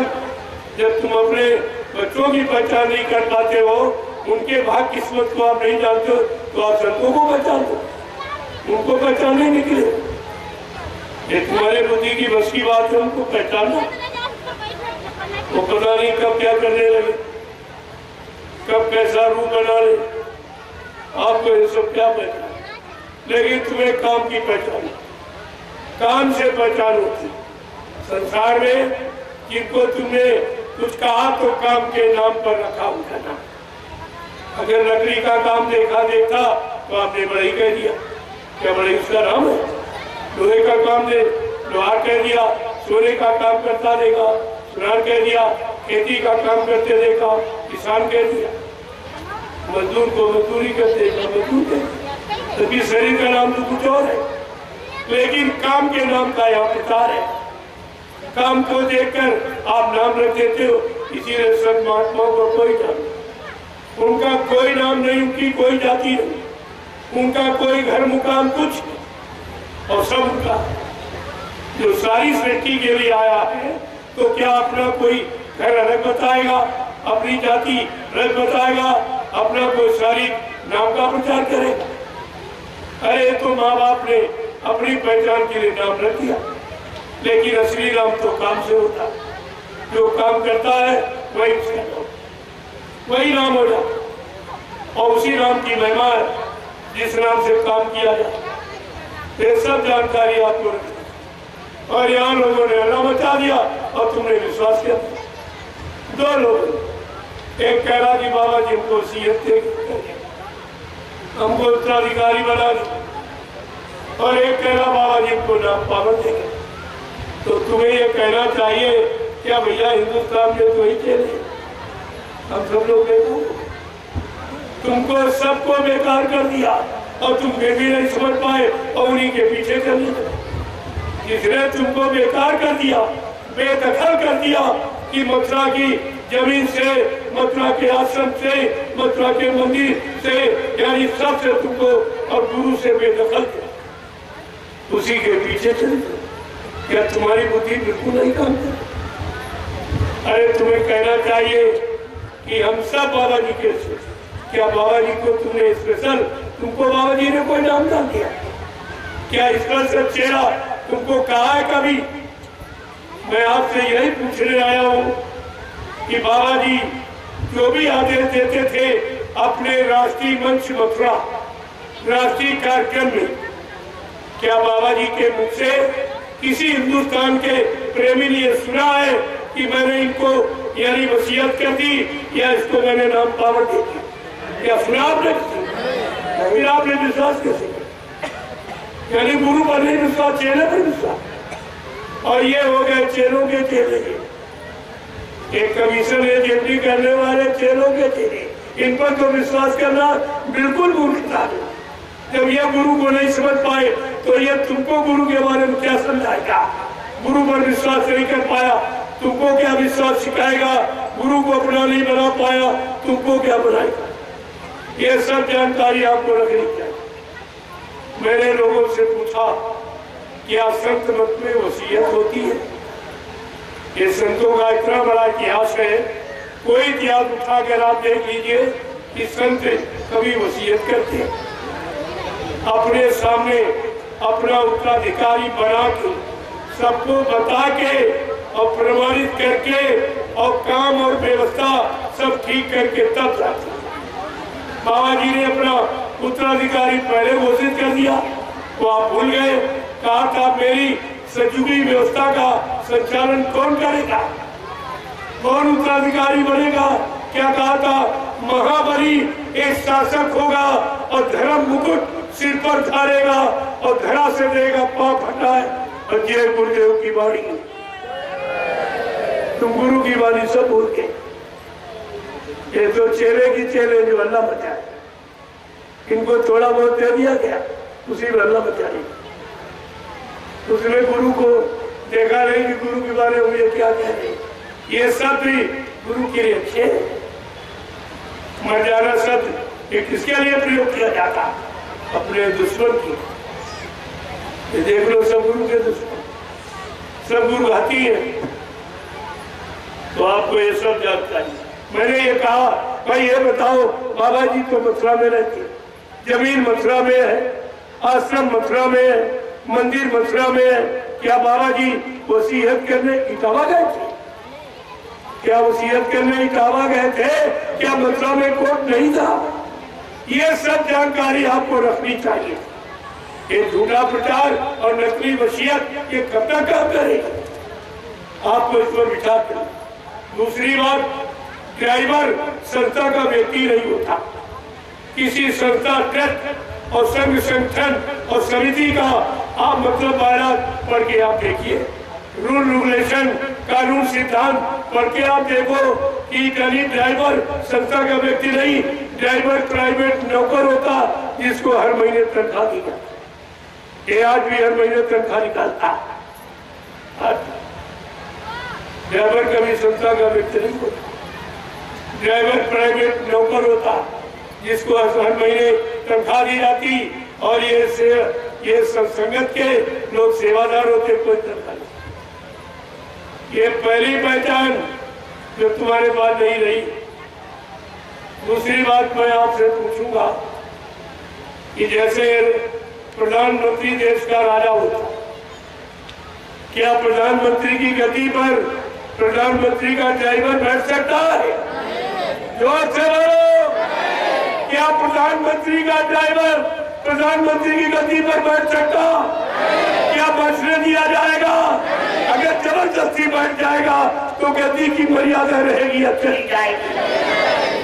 आज सम्राट गुरु की गद्दी पर ड्राइवर वो भी शराबी, न शाकाहारी है, न गुरु का शिष्य है, न वज्रा नंदी है, न संस्था का मेंबर है, न कभी 2 रुपए सेवा दी, न एक जरिया मिट्टी कभी डाली।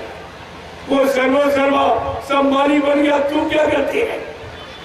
तुम क्या? तुम अपने आप को भी नहीं सोच पाए कि तुमको उसने क्या बना दिया।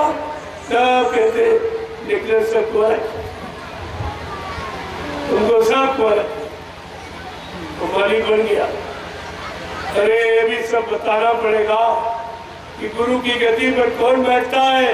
गुरु का समकक्षी, गुरु के समान आत्मज्ञानी, आत्मा को जगाने वाला, परमात्मा से मिलाने वाला, पाप कर्मों में माफी दिलाने वाला, ऐसे को गुरु की गद्दी का अधिकारी माना जाता। इसलिए और भी गुरु नानक देव की गद्दी पर कोई नहीं। सिखों ने बैठने किया, कहा ये इंसान की गद्दी नहीं है, ये आत्मज्ञानी की गद्दी। और आज भी गुरु ग्रंथ साहब को रखा, लेकिन किसी इंसान को नहीं बैठने दिया, कहा ये इंसान की गद्दी। और आपने ऐसे शराबी ड्राइवर को बैठा करके सारी गुरु की गद्दी की मर्यादा ही करते और अपनी भी मर्यादा खो डाले। लोग कहेंगे तुम्हारा गुरु शराबी, तुम्हारे यानी 45 करोड़ चेलों में 1 करोड़ टाट बोरा पहनने वाले, जिनको तपस्वी टाटधारी कहा गया, तुम्हारे 45 करोड़ में कोई ऐसा नहीं निकला जो गुरु की गद्दी संभालता। निकला तो 2.5-3 बरस का वो ड्राइवर शराबी। टाट पहनने वालों, तुम 32-33 साल के टाट बोरा पहन रहे हो, इतनी तो उसकी उम्र भी नहीं है। जिसका झोला पकड़े घूम रहे हो, इतनी उसकी उम्र नहीं है। ये तुम कर क्या रहे हो? क्या तुम्हारी बुद्धि में आ गया? ड्राइवर गाड़ी चलाना जानता कि संगत चलाना जानता? इतना भी ज्ञान तुम्हारे अंदर नहीं रहा। और आपने कितना बड़ा गुरु का अपमान किया। ये गुरु का अपमान किया आपने, तो इसकी सजा तो आपको भोगनी ही पड़ेगी। इसे को राग ही न सके गुरु का द्रोही। गुरु का द्रोह करने वाले को कोई शक्ति में बचा नहीं सकता, कोई। और गुरु का छोड़ा जीव कोई अपना नहीं सकता, कोई नहीं रख सकता। ये सब आपको ध्यान में रखना चाहिए। लेकिन आप सब भूल गए। कुछ प्रेमी गुलाबी पगड़ी बांधने लगे। मैंने इनसे पूछा, क्या तुम इस पगड़ी के बारे में कुछ जानते हो? ये पगड़ी कब बनवाई गई थी? 1978। तब ये पैदा भी नहीं हुए और नामदारी भी नहीं हुए। इनको बेचारों कुछ पता नहीं, बांधे घूम रहे। बाबा जी ने 1978 में गुलाबी पगड़ी बनवाई। 1 साल के बाद का बच्चा ये पगड़ी सतयुग आने की सूचना दे।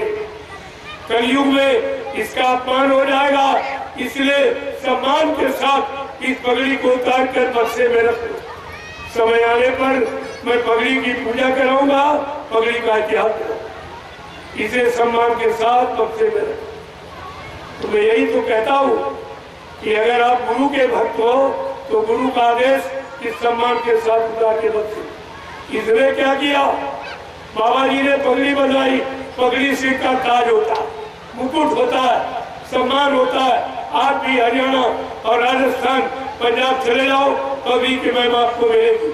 अगर पगड़ी को नीचे गिरा दे तो अपमान माना जाता है। इसलिए बाबा जी ने सिर का ताज बनवाया था, मुकुट। और इसने क्या किया?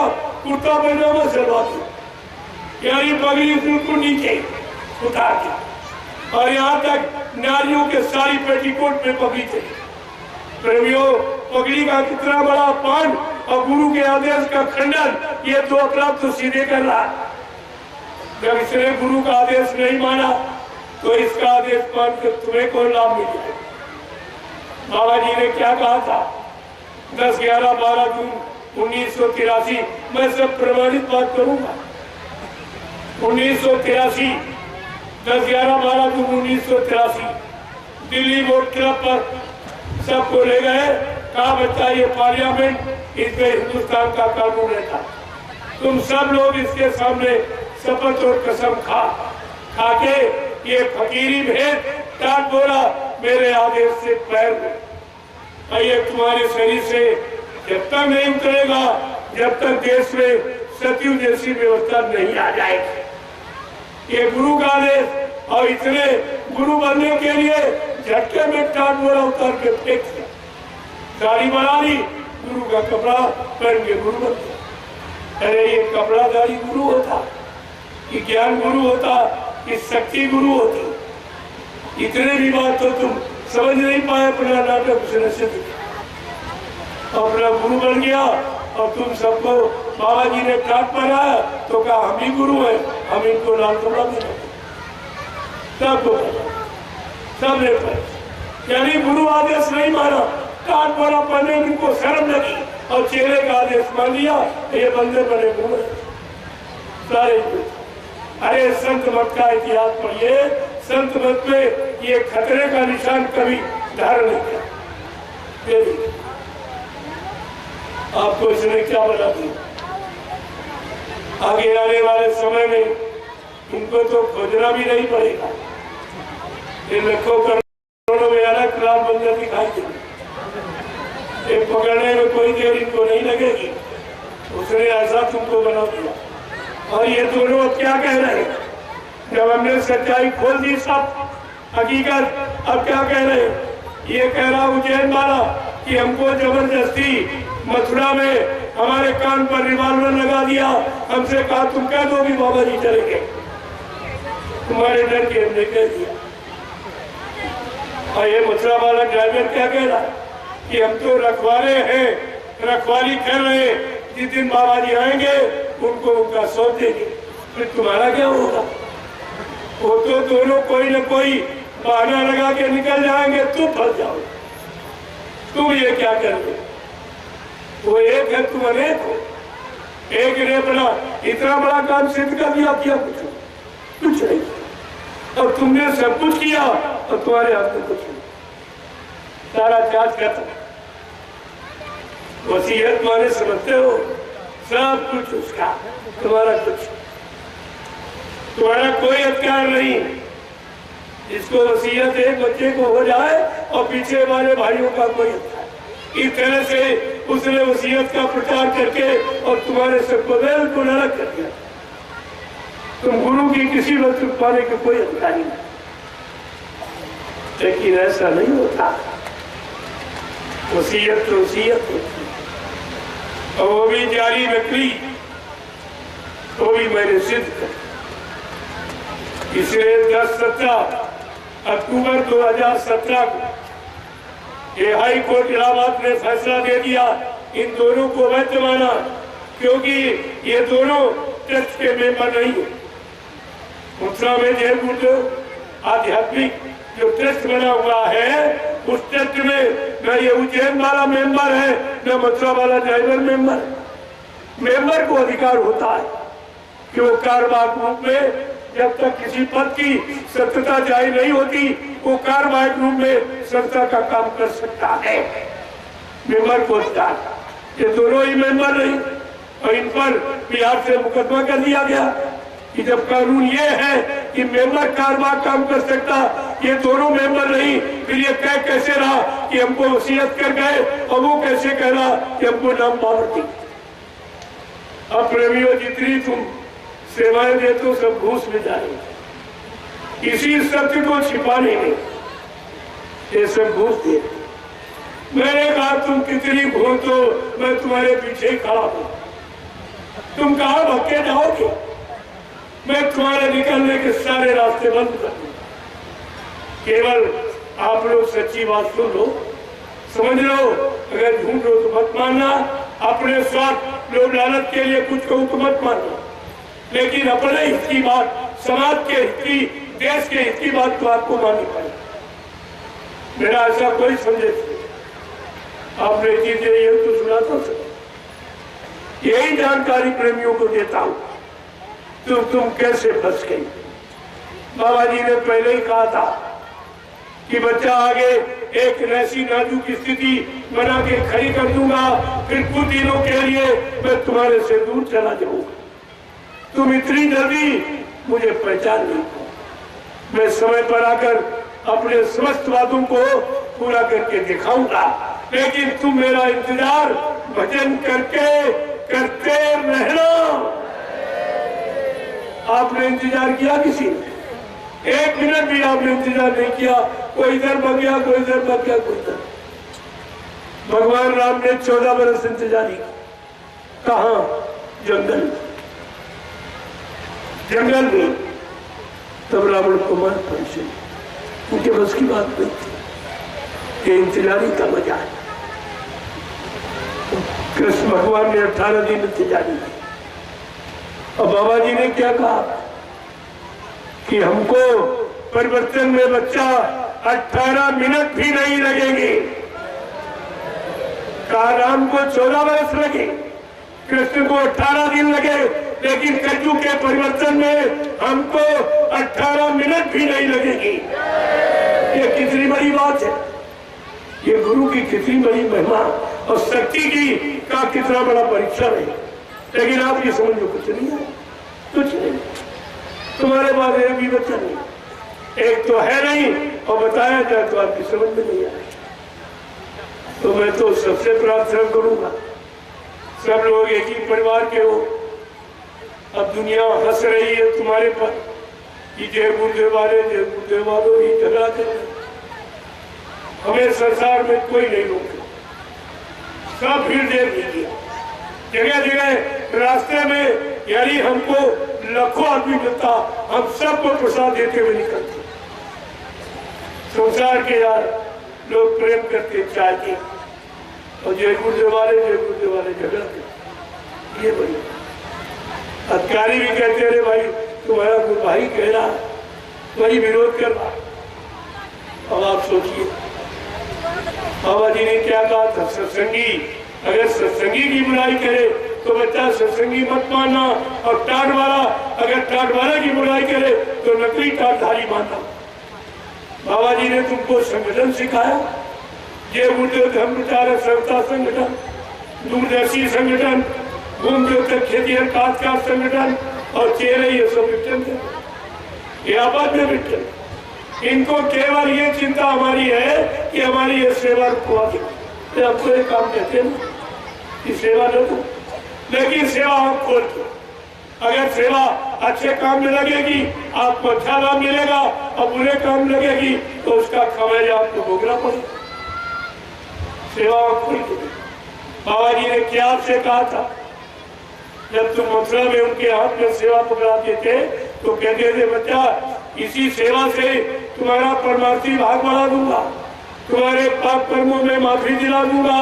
तो सेवा देके आप इनसे पूछो क्या गुरु वाला काम आप कर सकते हो? अगर कर दे तो दे दे, मैं कब मना कर। दूसरा अनुभव क्या कराया बाबा जी, तुम्हारे सिर पे ऐसे हाथ रखते, तुम्हारी सारी चिंता करते, सारी परेशानी। तो इनसे कहो अगर गुरु ने तुमको नाम पावर दिया या वसीयत अधिकार उत्तराधिकारी बनाया तो जरा हमारे सिर पे हाथ रख दीजिए। अगर गुरु वाला लाभ तुम्हारे हाथ से मिलने लगेगा मैं तुमको गुरु मानूंगा, मैं क्या विरोध करता। मैं तो पहचान बताता हूँ, बगैर परीक्षण ये मत मानना। पहले इसीलिए आपको मथुरा में अनुभव कराया गया। तीसरा अनुभव क्या कराया, ये चीनी बतासा बैठा लेके आप खड़े होते थे लाइन में, बाबा जी ऐसे स्पर्श करते। वो प्रसाद आपकी तमाम तरह की बीमारी कष्ट तकलीफों में काम आता था। इनसे कहो अगर बाबा जी तुमको वसीयत कर गए, उत्तराधिकारी बना गए और इसको नाम पावर दे गए तो आप हमारा ये प्रसाद बना दीजिए। जो बाबा जी का बनाया प्रसाद तमाम तरह से काम आता था, लाभ देता था। अगर तुम्हारा बनाया प्रसाद उसी तरह लाभ देने लगेगा, मैं आपको सब कुछ मानूंगा। मैं कब इनकार करता हूं, लेकिन परीक्षा किए बिना मत मानना, धोखा हो जाएगा। तो बहुत जरूरी, इसीलिए आपको अनुभव कराया गया सब, क्योंकि संत महापुरुष के कार्यदर्शी होते। बुद्ध भस्मात था, वर्तमान को जानने वाले वो तो जानते थे आगे ऐसी एक लीला। कहा मैं ऐसी लीला करूंगा, ऐसा खेल खेलूंगा, मेरी लीला खेल को देखकर तुम भ्रमित मत हो जाना, भजन करके मेरा इंतजार करना। ये आप सब भूल गए हो, मैं उन्हीं वचनों को याद कराता हूँ, मैं और कुछ नहीं। जब गुरु के वचन जो 7 साल आपने मथुरा में सुने, वो जब भूल गए, अगर हम कोई नई बात बताएंगे तो आपको बिल्कुल नहीं याद है। जब पुराने भूल गए आप, जो तुम्हारे लाभ का कल्याण का था। जय गुरुदेव, जय गुरुदेव, जय गुरुदेव, जय गुरुदेव, जय गुरुदेव, जय गुरुदेव। जय गुरुदेव नाम किसका? प्रभु का। जय गुरुदेव नाम किसका? प्रभु का। जय गुरुदेव नाम किसका? प्रभु का। प्रभु का प्यारा नाम। जय गुरुदेव। अब आप लोग खड़े हो जाओ। जब वो साइकिल वाले धीरे धीरे निकले, उनका समय हो गया। रोज नहीं बताना पड़े 1 बजे आपका समय है, जैसे 1 बजे आप फौरन यहाँ से चलना शुरू, क्योंकि रात्रि में चलने में तकलीफ होगी। यही रात है। जय गुरुदेव, जय गुरुदेव। तो बाकी जितनी गाड़ियां, मोटरसाइकिल और 4 व्हीलर, बड़ी छोटी, ये सब मेरे पीछे चलेगी। ये सब आप हमारे साथ, साइकिल वाले आगे चले। जय गुरुदेव, जय गुरुदेव नाम किसका? प्रभु का। जय गुरुदेव नाम किसका? प्रभु का। प्रभु का प्यारा नाम। जय गुरुदेव। जोर से बोलो, जय गुरुदेव। सब मिल बोलो, जय गुरुदेव। बोलना होगा, जय गुरुदेव। अभी से बोलो, दुख दर्द हरेंगे, सब कष्ट मिटेंगे, सुख शांति मिलेंगे, सबके दाता, सबके मालिक, प्रेम से बोले, ये नाम नहीं इंसान का, ये काम नहीं इंसान का। प्रभु का। प्रेमियों और इंसानों के बस का कोई काम। जब ये अच्छे काम में सहयोग नहीं कर सकते, तो स्वतः अच्छा काम ये कैसे? ये करने की इनके पास शक्ति सामर्थ्य नहीं। जब सहयोग नहीं दे पाए तो करेंगे कहां से? जो करेगा उसका नाम है। ये तो सहयोग भी करना नहीं जानते, सब असहयोग, सब विरोध। लेकिन ऐसे विरोध बेकार कम हो रहे हैं। ये है सदगुरु की महिमा, इसे कहते हैं सदगुरु की दया। दया के आगे कोई नहीं टिक सकता, किसी की ताकत नहीं। अब आप लोग लाइन से खड़े हो जाओ। देखो, मैं सबसे मिलूं, मुझमें कोई भेदभाव नहीं है। हिंदू हो, मुसलमान हो, छोटा बड़ा, गरीब अमीर, कोई पढ़ा लिखा, कोई अधिकारी कर्मचारी, सबसे मिलता हूँ और सबको मिलने का लाभ, खाली किसी को नहीं भेजूंगा। कुछ न कुछ लाभ आपके साथ बांटूं। ये लाभ है वो आपको मिलेगा। जब देने के लिए आया हूं तो हम कोई अपने साथ बांध के छोड़ ही लेंगे, सब आप ही कुछ। तो आपका दर्शन करूंगा, आपको प्रणाम करूंगा, और ये महाप्रसाद बीमारियों, परेशानियों, दुख दर्द से बचाने का ये राजीनामा तो खरीदा गया, प्रसाद बनाया गया। प्रसाद बनाना सृष्टि में किसी को मालूम। प्रसाद वो बनाएगा जो हुक्म आदेश का पालन करके अपने सदगुरु को खुश कर ले। उनके आदर्श पर, उनके अनुशासन में, उनके वचनों का आधार बनाकर वो अपना जीवन निकालेगा। वो अपने सदगुरु ज्ञान की दुआ दिया किसी वस्तु में प्रवेश करके जीवों को लाभ दे सकता है। मेरा आपका ले लीजिए और किसी से कुछ नहीं।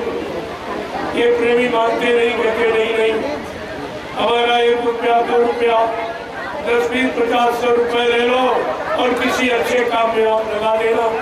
ये कहते मेरे पास समय नहीं कि घर गृहस्थी परिवार बाल बच्चों को छोड़ के आपके साथ। हमने कहा अगर तुम्हारी ऐसी कोई श्रद्धा, कोई सेवा भाव है तो मैं आपकी गाड़ी कमाई ये नैविशारण में लगा दूँ। नैविशारण आपको नहीं मालूम वो कैसा स्थान। बाबा जी ने इस स्थान के लिए क्या कहा आप भूल गए हो।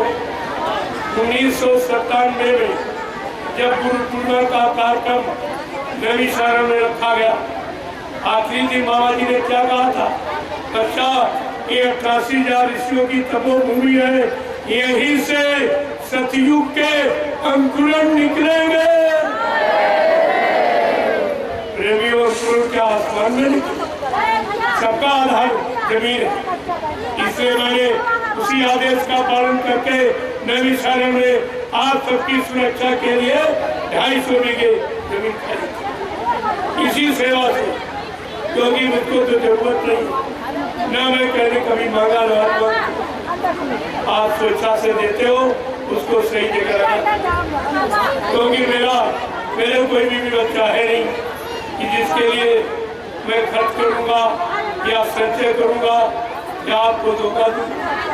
न मेरा कोई बैग मेरे उठाता, एकदम खुली किताब मैं जैसा बैठा हूँ बस इतना ही। मेरे एक ही कपड़े आपने दिए तो पहन लिए मेरे पास कपड़े। ये माँ बहन बेटियाँ हैं इसलिए इसकी जरूरत है, नहीं तो मैं तो रोटी में रहता, हमें कपड़ों की जरूरत। एक रोटी दोपहर एक शाम कई अनाजों को मिला। मेरा भोजन बहुत, न घी न दूध न फल फ्रूट मेवा, न कोई मीठा न मीठा, न घी तेल का कोई भोजन नहीं। अगर ये खाता होता बहुत मोटा हो जाता। आवाजें निकली इतनी उम्र में, 80-85 वर्ष की उम्र में ये आवाज निकलती। आप देख तो हम लोग 60 साल में जब रिटायर होता मैं तो भगवान से बहुत ऊपर। मेरे अंदर तो कोई ऐसा नहीं, कोई प्रधानमंत्री मुख्यमंत्री कोई नहीं। इस गंदगी में कूदने का विचार नहीं तो बहुत सबसे बड़ी गंदगी नर की है ये बात। क्यों? तब से रात और रात से नरका। तपस्या करेगा राजा बनेगा और राजा करके रात को करेगा तो नर्क में। तो गंदगी में कौन पूछ? ये सब बेकार और आपको यही बताया जाए।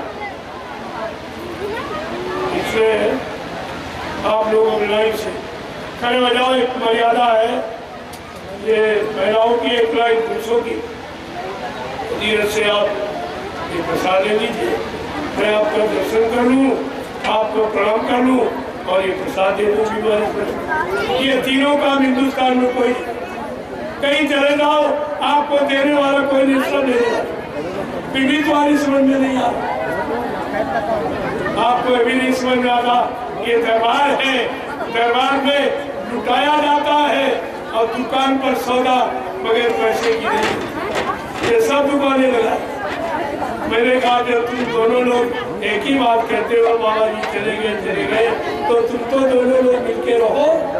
तुम केवल अगर दुकानें लगा लो, यही उनके लुटने का साधन। ये सेवा दो, ये सेवा दो, ये सामान दो, सामान दो, इसके अलावा कोई तुमसे नहीं कहता ये ले लो, ये ले लो, ये तो फिर भी आपकी समझ में नहीं आ रहा कि तुम्हें निर्णय क्या लेना चाहिए, लाभ का कि हानि का। जय गुरु गुरुदेव,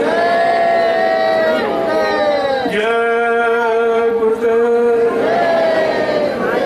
जोर से बोलो, सब मिल बोलो,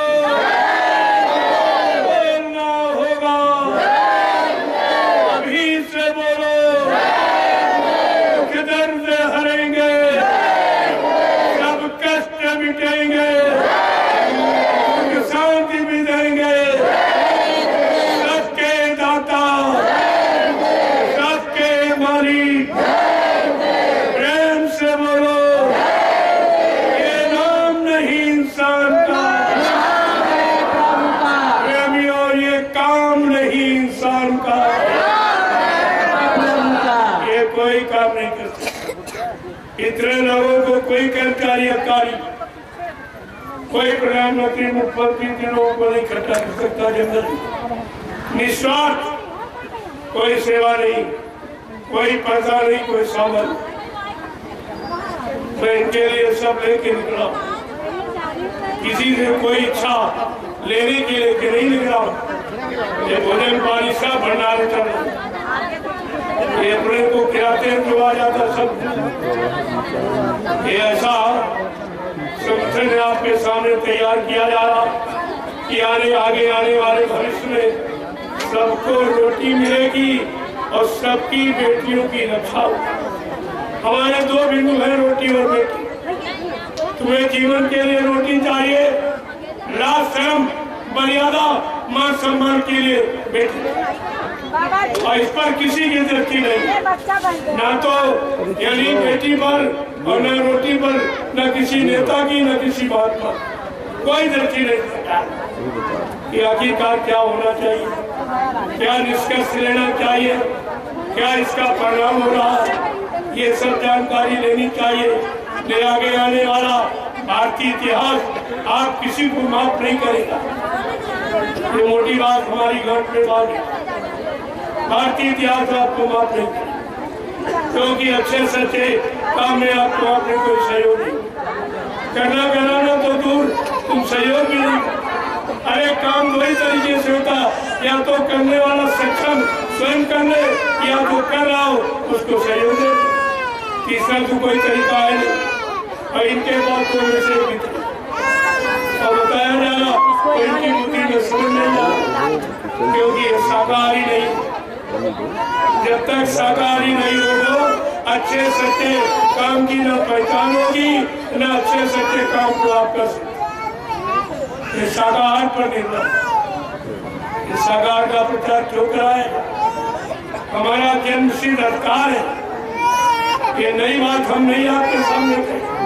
जब बच्चा पैदा होता है, चाहे हिंदू घर में हो, चाहे मुसलमान घर में, किसी जाति में, किसी माँ ने अपने बच्चे को पैदा होने के बाद अंडा नहीं खिलाया, मुर्गा नहीं खिलाया, मछली नहीं खिलाया, मांस नहीं खिलाया, शराब नहीं पिलाई, क्या पिलाया?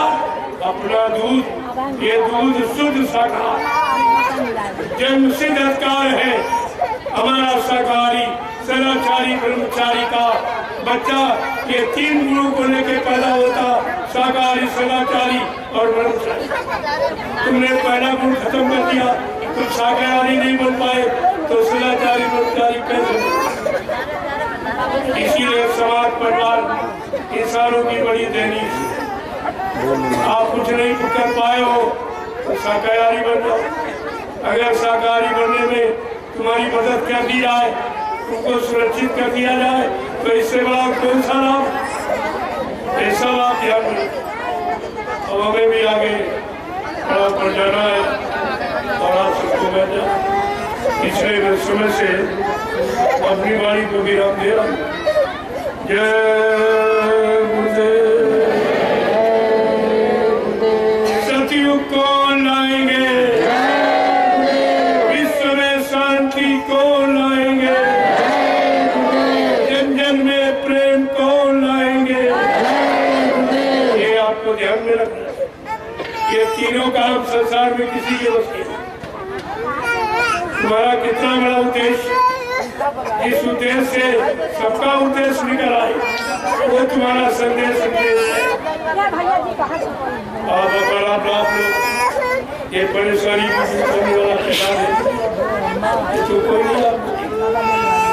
और ये सब यहाँ कोई व्यापार नहीं है, ये संत मत व्यापार का मत नहीं, ये सबके प्यार और सबके साथ अच्छा व्यवहार करने का मत है। जय गुरुदेव। रात के लिए एक और नया तरीका है, झंडा करवा दिया सबके बाद झंडे। हिंदुस्तान जितनी पार्टियां उतरे झंडे और जितने धर्म उतरे झंडे, और 2 झंडे और है जय गुरुदेव वाले, इसमें 2 झंडे।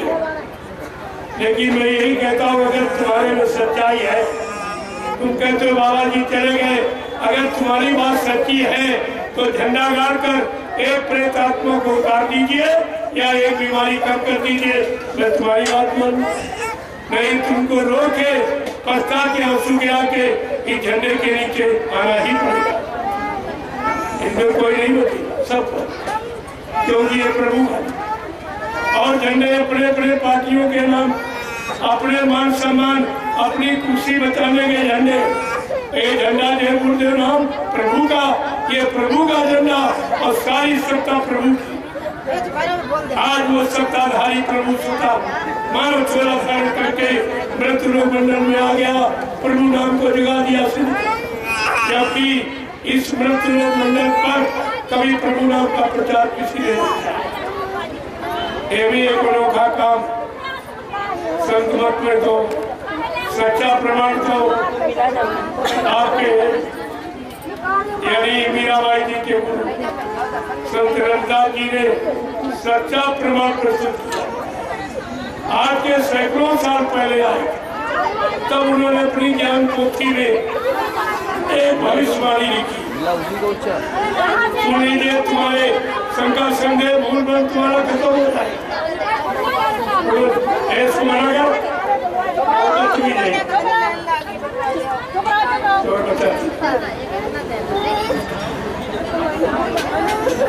देखो रविदास जी ने क्या कहा है, भारत में अवतारी होगा जो अति विस्मयकारी होगा, ज्ञानी और विज्ञानी होगा, वो अद्भुत सेनानी होगा।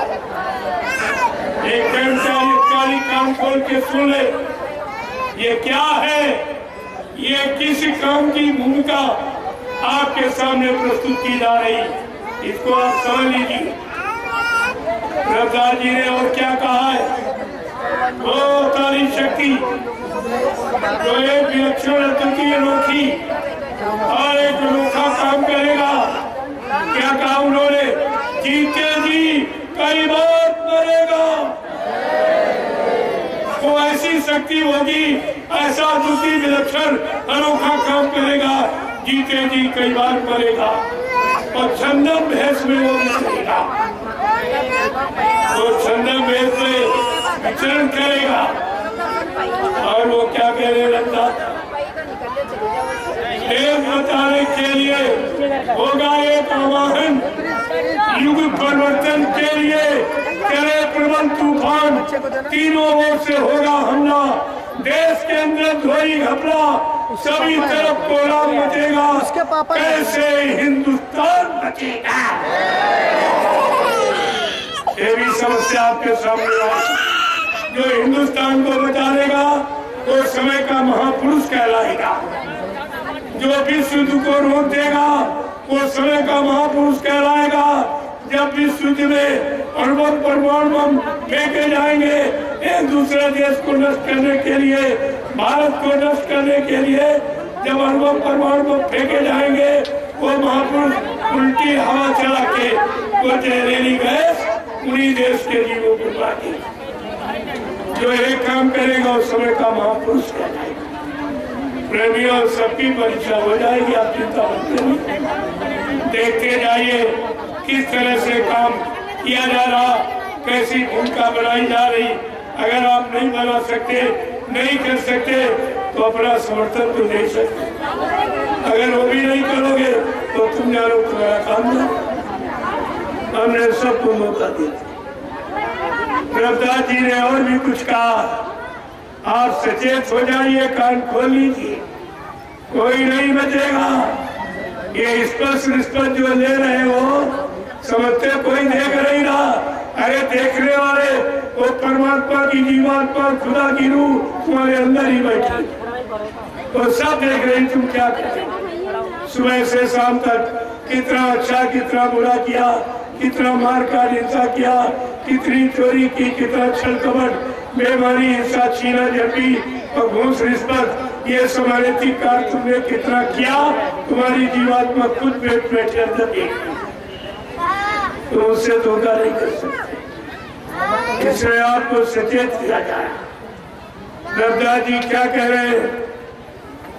जिसने भारत मां सताई, जिसने भारतवर्ष को लूटा और आप भी लूट रहे हो। जरा उनको आप विदेशी कहते थे कि भारतवर्ष को लूटने आए हैं, आज ये स्वदेशी क्या कहते हैं? इनको देखो ये कम लूट रहे, ये तो उनसे भी ज्यादा। संत रमदास जी खोल के कह रहे, जिसने भारत मां सताई, जिसने इसकी करी लुटाई, नेता मंत्री और अधिकारी, उन्होंने नाम खोल दिया तीन वर्ग, नेता मंत्री और अधिकारी, इनको जान बचाना होगा भारी। एक दिन ये सब मैदान छोड़ के भागेंगे, अपने अपने घरों में छिपेंगे, लेकिन वो महापुरुष क्या करेगा? ढूंढ ढूंढ कर बदला लेगा, सब हिसाब चुकता कर देगा। इसलिए कान खोल के सुन लीजिए आप, ये वो संदेश लूटपाट का नहीं है, ये भाषण स्पीच प्रवचन नहीं है, ये कोई मनोरंजन नहीं है, या स्वार्थ लोभ लालच का संदेश नहीं है। ये परमार्थ का, समाज हित, जनहित, धर्म हित, संपूर्ण मानव जाति के हित का संदेश है। और आपको याद नहीं, कल सुनना पड़ेगा, जब चारों तरफ से आप मतलब यानी परिस्थितियों से घिर जाएंगी, बीमारी महामारी लड़ाई झगड़ों से आप घिर जाएंगे, उस समय आपको इसकी जरूरत है। मैं पहले से आपको सुनाए बता देता हूँ, इनको संभाल के रखें, यही आपके काम आने वाले और कुछ काम नहीं है। जय गुरुदेव। अब आपके महाप्रसाद ले लीजिए। देखो मैं सबसे तो एक बार की नहीं कर सकता, और कुटी में इतनी जगह नहीं कि आपको बुला के मैंने इसीलिए व्यवस्था बना दी। अभी 1.5 घंटे में आपसे मिले नहीं तो सब कोई ये नहीं कहेगा भाई हमसे मिले नहीं, हम कोई छिपके नहीं, कोई हमको डर भय नहीं है, ना मैं कोई फौज फाटा लेके चलता ही। और जो चलते हैं उनको देखिए आप, अगर डर नहीं तो क्यों ऐसा करते? अगर तुम्हारा काम सच्चा है और सच्चा काम करो, फिर किस बात का डर? सच कभी डरता नहीं, सच कभी पराजित होता नहीं, इसलिए प्रेमियों सच्चाई में बात। मैं तो अकेले ही चलता। अब ये की बार ये सब प्रेमियों को तुम्हें दिखाने के लिए ले आया हूँ कि देख लो कैसे कैसे हो। जब ये 50 किलोमीटर साइकिल चला रहे हैं तो ये कौन सा काम नहीं कर सकते। अब इनको अगर आदेश दे दिया जाए तो क्या नहीं कर जाने, लेकिन मैं ऐसा कोई अनैतिक काम न करता हूँ, न करने की शिक्षा देता। लेकिन अगर आप मजबूर कर दोगे, विवश कर दोगे, तो करके भी दिखा दूंगा, वो भी आप देख लीजिए। इसलिए कोई स्थित परिस्थिति ऐसी आप न बनाए जो आपको ये उठा। मैं ऐसा कुछ करना नहीं चाहता हूँ, मैं देश समाज का कल्याण करने निकला हूँ। अगर नुकसान हो जाए तो फिर कल्याण का विधान हमारा खत्म हो जाए। जय गुरुदेव। अब आप लोग चलिए, आपका दर्शन करो जल्दी से, और ये प्रसाद आपको।